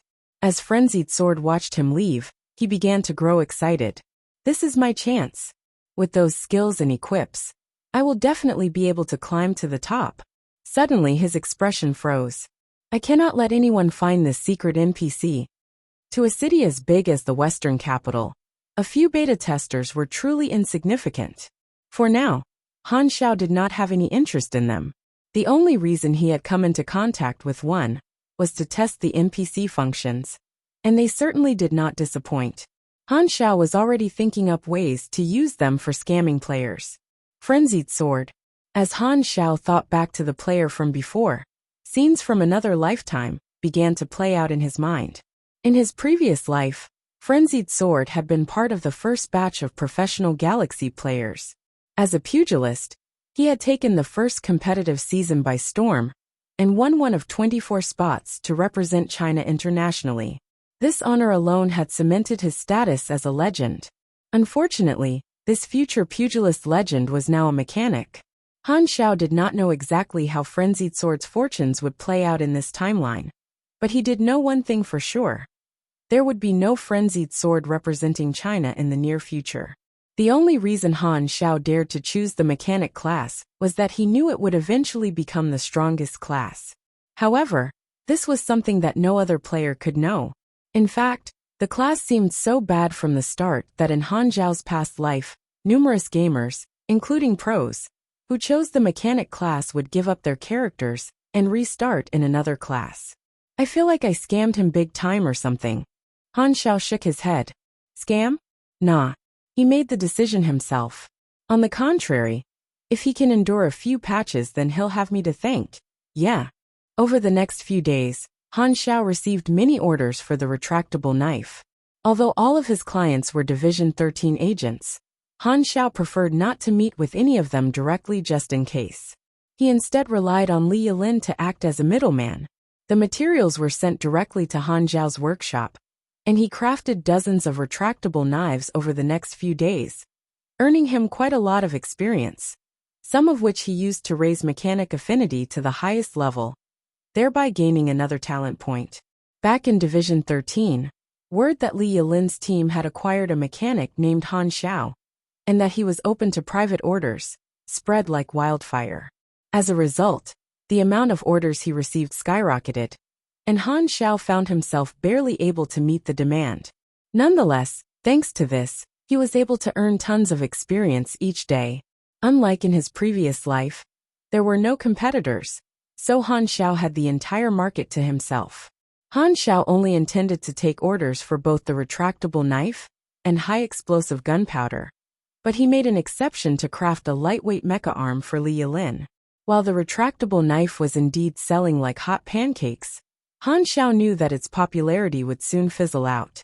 After all, most people were only buying it for its novelty. Moreover, as its design wasn't really that complex at all, it wouldn't be strange for imitations and similar products to appear in the near future. As such, Han Xiao had planned all along to only use it to earn a quick buck. Comparatively, the high-explosive gunpowder had more promising potential. Not only was it inexpensive, it was extremely useful, and being a consumable, clients would keep on returning for more. Furthermore, unlike the retractable knife, high-explosive gunpowder would not be easily replicated. As soon as the bullet cap was opened, the gunpowder would react with air to combust and leave no trace. It was essentially impossible to craft without the blueprints and manufacturing process for the planet's current technology. Han Xiao used the money he earned from the retractable knife each day to purchase large quantities of materials for making high-explosive gunpowder. He only planned to push it out into the market after accumulating a stockpile. One day, when Old Lu and the tall old man were having one of their chess sessions, Han Xiao saw the tall old man and came up to him. "Is the prosthetic good to use?" he asked, smiling. "Not bad." The tall old man laughed and rolled up his sleeve. The prosthetic arm had been fitted with a layer of artificial skin, making it seem extremely realistic. "As long as you like it. If it needs maintenance, feel free to come to me." The tall old man nodded and asked, "I heard from Old Lu that you joined Division 13? "Yes, I did." "What a promising young lad. Do your best for the country," he applauded. Han Xiao smirked inwardly. The tall old man did not know that he knew who he was. Working for Division 13 was not a huge secret to keep. After all, the division had a front cover. Ordinary people had heard of a Division 13, but they simply knew it as a company. As they conversed, Han Xiao wondered when the tall old man would come clean with him, and if he should act surprised when he did. Suddenly, Feng Jun entered the workshop in a hurry and said to Han Xiao with a grave expression, "Let's go outside for a talk." As Han Xiao's caretaker, Feng Jun always kept a small team around the compound to monitor the workshop, mainly to keep an eye out for any Germinal organization operatives. As they stepped outside, the tall old man wondered what had happened. "The research department has their eyes on you." Han Xiao narrowed his eyes. "What do you mean?" "The research department is tasked with inventing new weapons and equipment. They have the power to perform risk assessment on any equipment we use. Using the claim that your retractable knife is dangerous to use, they are demanding that you cough up the blueprints. As they have the right to do so, the other departments are unable to interfere. So they want my blueprints. Risk assessment? What a joke." Han Xiao snorted coldly. If he handed them the blueprints for the retractable knife, they would immediately begin mass production of it. Feng Jun proceeded to enlighten Han Xiao on the internal strife in Division 13. The research department and internal affairs were both on the side of the hardliners, and essentially hostile towards him. As the research department had not produced many results over the past few years, their budget was continuously slashed every year. In Division 13, their standing was even lower than that of the logistics department, which was why they were now targeting Han Xiao's blueprints. They were truly desperate. "And what if I refuse?" "You will be blacklisted by them, and it will reflect on your record. The good thing is that you are not an ordinary agent, and the division values your intel highly, so it should not cause you many problems. After all, the research department can't really force you due to your position. Then that's fine. I won't give them the blueprints," said Han Xiao as he shook his head. Feng Jun laughed bitterly. He had come knowing that Han Xiao would most likely refuse. Although the retractable knife would end up being oversaturated in the market, It was still earning him a lot for the time being. Naturally, Han Xiao would not give it up. The tall old man made a phone call to someone in Division 13. When he learnt of what had transpired, his face darkened. A bunch of greedy imbeciles. All they do is stir up nonsense. That Han Xiao was able to achieve an amicable relationship with Division 13 was something that the tall old man had played a huge role in. Now, however, there were people within the division itself who were clumsily undermining his efforts. What if Han Xiao became averse to the division and decided to pack up and leave? Then, all of his thoughts and efforts would have been in vain. The gall of them. From enlisting in the Star Dragon Army to joining underworld societies, there was no lack of work opportunities for players in the Western capital. Even just by walking on the streets and interacting with NPCs, there were plenty of quests waiting to be triggered. From the money that they earned from these common quests such as find the missing purse, rescue the cat stuck on the tree, and other collection missions, it became clear to Sleepy Winter that exploring had been the right thing to do. Of course, as the Western capital was a high-level zone, there were many places that the trio found inaccessible at their current level. Rainy Kim had been rejected at the gates of the Western Capital Academy, while Twinkle Fried Rice had been held at gunpoint when he'd tried to enter District 1, almost giving away his first death. The day after, the trio enlisted in the Star Dragon Army, thereby gaining their first combat class, Recruit. After a couple of training quests, their faction changed from Star Dragon to Star Dragon Army, and they earned the rank of Private. Out of goodwill, Sleepy Winter messaged Frenzied Sword to let him know about being able to join the army, but Frenzied Sword only replied briefly in acknowledgement. For some reason he seemed uninterested. What Sleepy Winter did not know was that Frenzied Sword was preoccupied with trying to win Han Xiao's favor. In order to test out the limitations of the quest function, Han Xiao entertained Frenzied Sword and issued him with all sorts of strange quests, such as kick 10 people in the ass, strip a patrolling officer of his shorts, remain in a ballerina pose for 5 minutes, and many more. From these tests, Han Xiao learned that as long as the maximum reward was able to match the quest's difficulty, he would be able to choose any type of quest scenario that he wanted. Meanwhile, things were a bit different on the receiving end. Frenzied Sword, who found himself only being assigned crude and twisted quests, gradually began to develop a sense of fear toward Han Xiao. Nonetheless, he religiously completed all of the quests, as the experience that Han Xiao rewarded him with was several times more than the standard reward.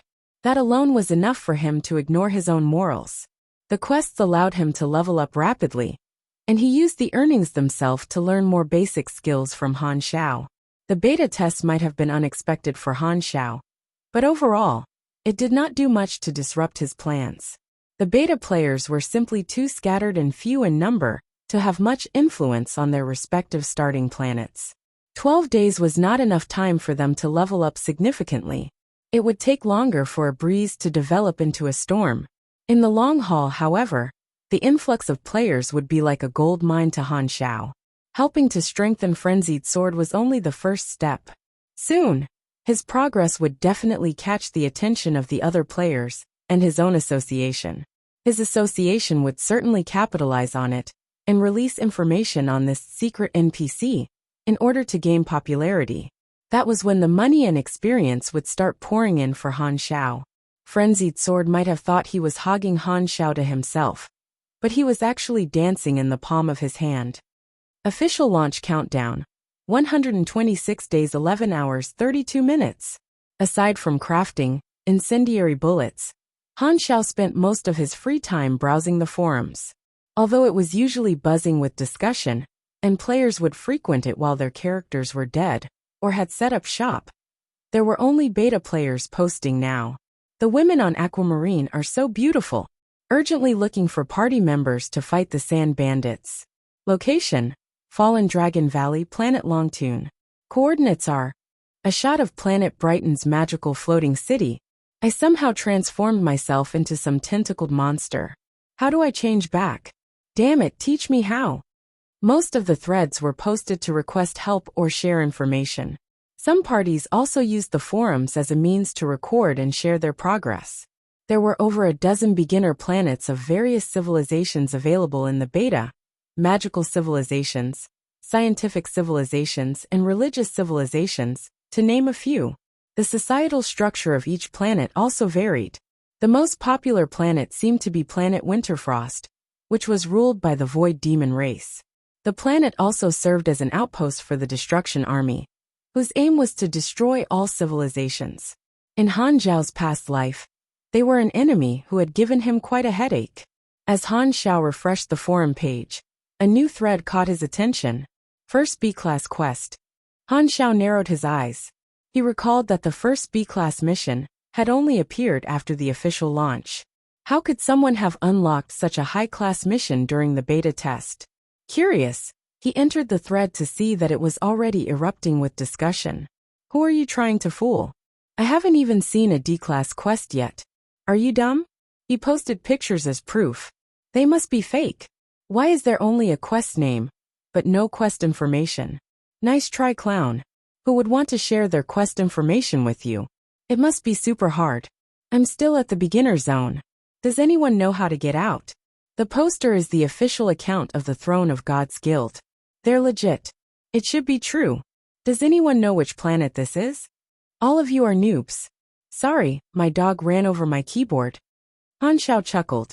In his nostalgia, he continued reading through all the banter, before finally checking out the contents of the original post. There was only a cropped screenshot of a quest name. B-Class Quest. Investigate 0. Han Xiao scrolled up to check the poster's name. Throne of Gods. The Throne of Gods was a prestigious guild that boasted a lineup of renowned gamers. They were so big that they even had their own line of goods. In his previous life, Han Xiao had once taken up an assignment to strip their leader and take pictures of him in various embarrassing poses. He had then posted them on the forums with the title, "Shocking. Why would the leader of the Throne of Gods?" and charged a fee for viewing. While Han Xiao had earned his money, he had also ended up being chased around by the entire guild for an entire month. Ah, I miss player killing. Han Xiao sighed as he turned around to look at Frenzied Sword, causing him to freeze up. Han Xiao shook his head. If things went as they had previously, the Throne of Gods would join the Germinal faction to become the biggest player guild on their side. It was already looking likely. Germinal must be hellbent on getting him this time. For even beta players to be able to acquire the mission to look for him. For the average player, it would be impossible to evade the notice of Division 13 while trying to locate Han Xiao by themselves. Normally, it would take a large amount of people to even have a chance of succeeding. However, the Throne of Gods did not seem to lack manpower. As he considered the situation, Han Xiao finally decided on which Germinal base to act upon next. The Throne of Gods Guild had 15 players in the beta test. It was a team of core members led by both the leader and the vice leader. Before the beta test started, they had already decided to list science as a preference. Their reasoning was simple. Since the world of Galaxy had a galactic setting, science would definitely be a core driving force of the game.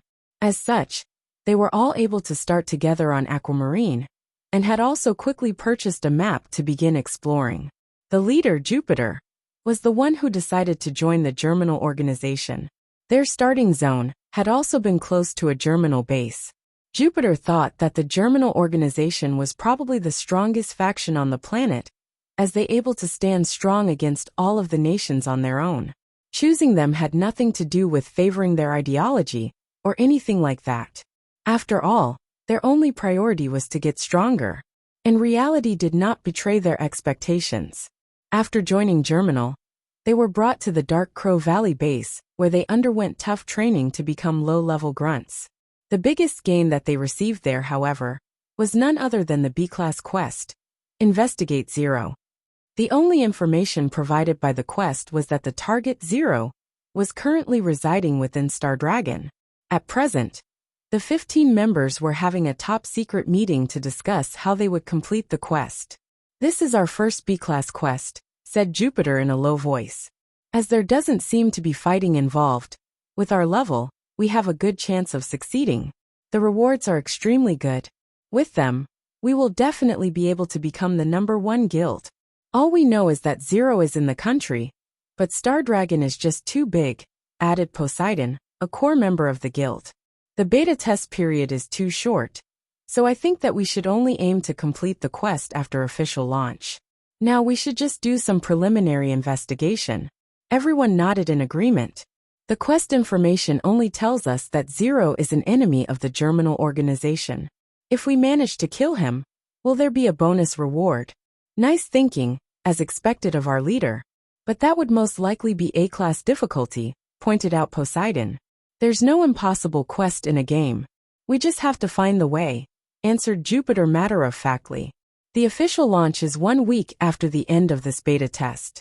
During this period of time, we will also have to discuss the matter with the rest of the guild. In any case, added Shiva the vice leader, with the backing of our gaming organization, we are the ones with the highest chance of completing this quest. That is true, agreed Jupiter. It would be faster if we made use of the other players, suggested Poseidon. Jupiter's eyes lit up. Good idea. Let's release Zero's face, and put up a reward for any valuable leads. Rich guilds had their way of doing things. The throne of gods sure has deep pockets.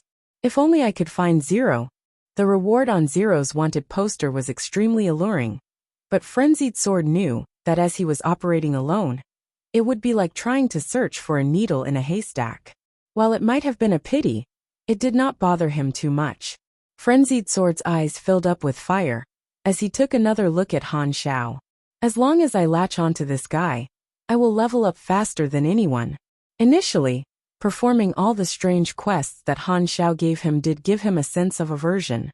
However, he gradually discovered that they not were that bad after all. At the very least, they were interesting to do. Compared to hunting monsters, running around to carry out these errands was much simpler. Of course, this came at the expense of his morality. One day, he realized that his mind was becoming more open, and he had an epiphany. Shame is but an obstacle to human evolution. Me a pervert? No. I have simply transcended. I have found the way. Does that guy like you or something? Asked a bemused Lu Qian as she pointed at Frenzied Sword. He was staring at Han Xiao dreamily from the entrance of the workshop. He seems pretty sincere. Why don't you give him a chance? She teased, giggling. It was the first time that she had spoken normally to Han Xiao since the misunderstanding. Han Xiao rolled his eyes and reached out to tickle her, causing her to yell out and dodge, startled.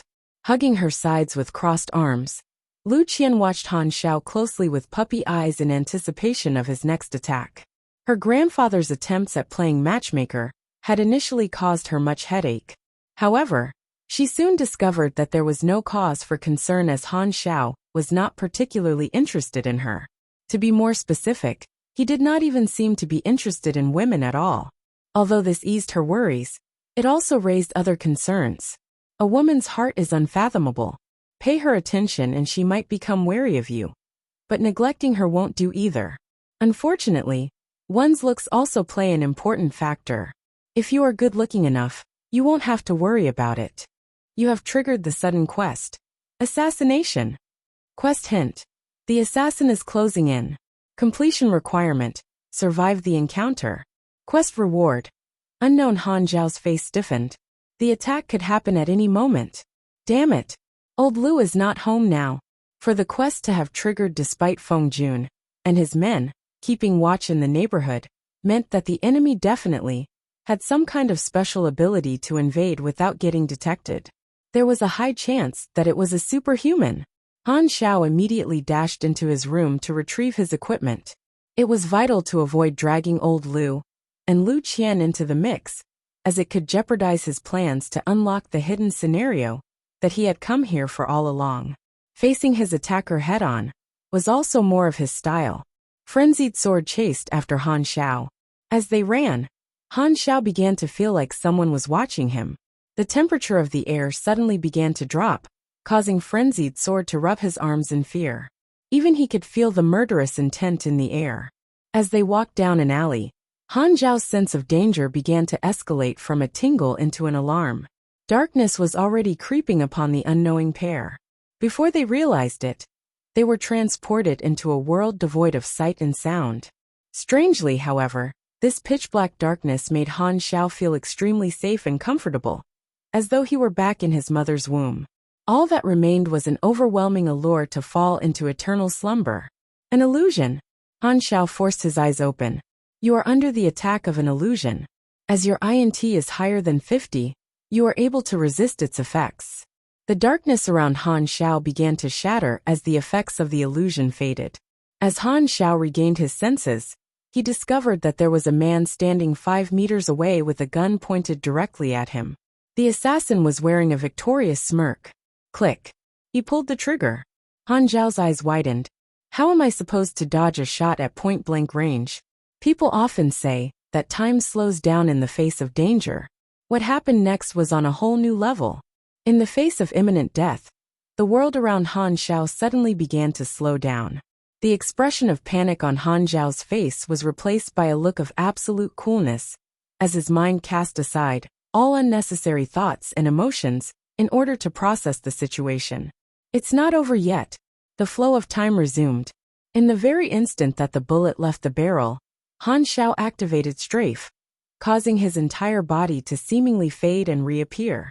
Strafe's effect allowed the user to move anywhere within a 3-meter radius, but it was not exactly instant. While any movement using Strafe would seem extremely fast, moving a shorter distance would be even faster. Han Xiao was able to dodge the fatal shot by moving just 2 inches. The bullet grazed past the side of his face. All it caused was a searing sensation. The assassin's expression changed. How could he have dodged my sure-kill shot? With his illusory powers, Norsa had successfully carried out over 100 assassinations for the Germinal organization. So far, it had not mattered whether his targets also had superpowers. However, according to the intel given to him, Zero should at most be at the level of an elite agent. How could someone who relied on machinery to fight be able to break free of his illusion? The intel was completely off the mark. As Han Xiao dodged, he whipped out both berserk eagles from his waist and activated Overload as he fired a volley of deafening shots. The recoil from the shots was so powerful that it caused his hands to shake. Bang!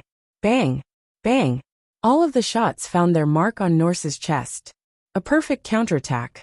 Han Xiao's skillful usage of the strafe might not have seemed difficult, but it would not have been possible to pull off without the wealth of combat experience that he possessed. Norse began to stagger backwards. He had used energy to protect his body. Otherwise he would have been shredded to bits. Coughing up a mouthful of blood, he immediately summoned whatever energy he had left to back up and flee. Han Xiao narrowed his eyes and gave pursuit as he loaded a gun up with incendiary ammo to fire a shot in the direction of Norse's escape. The ensuing sea of fire forced Norse to stop in his tracks. Gritting his teeth, he turned around to face Han Xiao. Norse's eyes began to glow with a mysterious 7-colored aura. You are under the attack of an illusion. As your INT is higher than 50, you are able to resist its effects. Bang! Han Xiao unhesitatingly fired a single, precise shot that drilled a hole through the assassin's throat. Norse clutched his neck in horror. My illusory powers have never failed me. Why is he unaffected? Han Xiao strode forward to smack Norse onto the ground with both guns. He then pressed them against his chest, pinning him to the ground. Bang! The sound of the shot was dull. As the incendiary bullet penetrated Norse's body, his internal organs were immediately set ablaze. He began to flail his limbs wildly, but only for a moment. You have killed the Germinal Organization Executor, Norse, LV-25 Superhuman, earning 7,500 EXP. You have completed the sudden quest, Assassination. You have been rewarded with a character summoning card. Han Xiao steadied his breath. Blood had stained his mask and was dripping down his face onto the floor. It was silent, apart from the crackle of the flames. Norse's death-freed frenzied soared from the illusion. His jaw dropped upon noticing the aftermath of the battle. What the hell just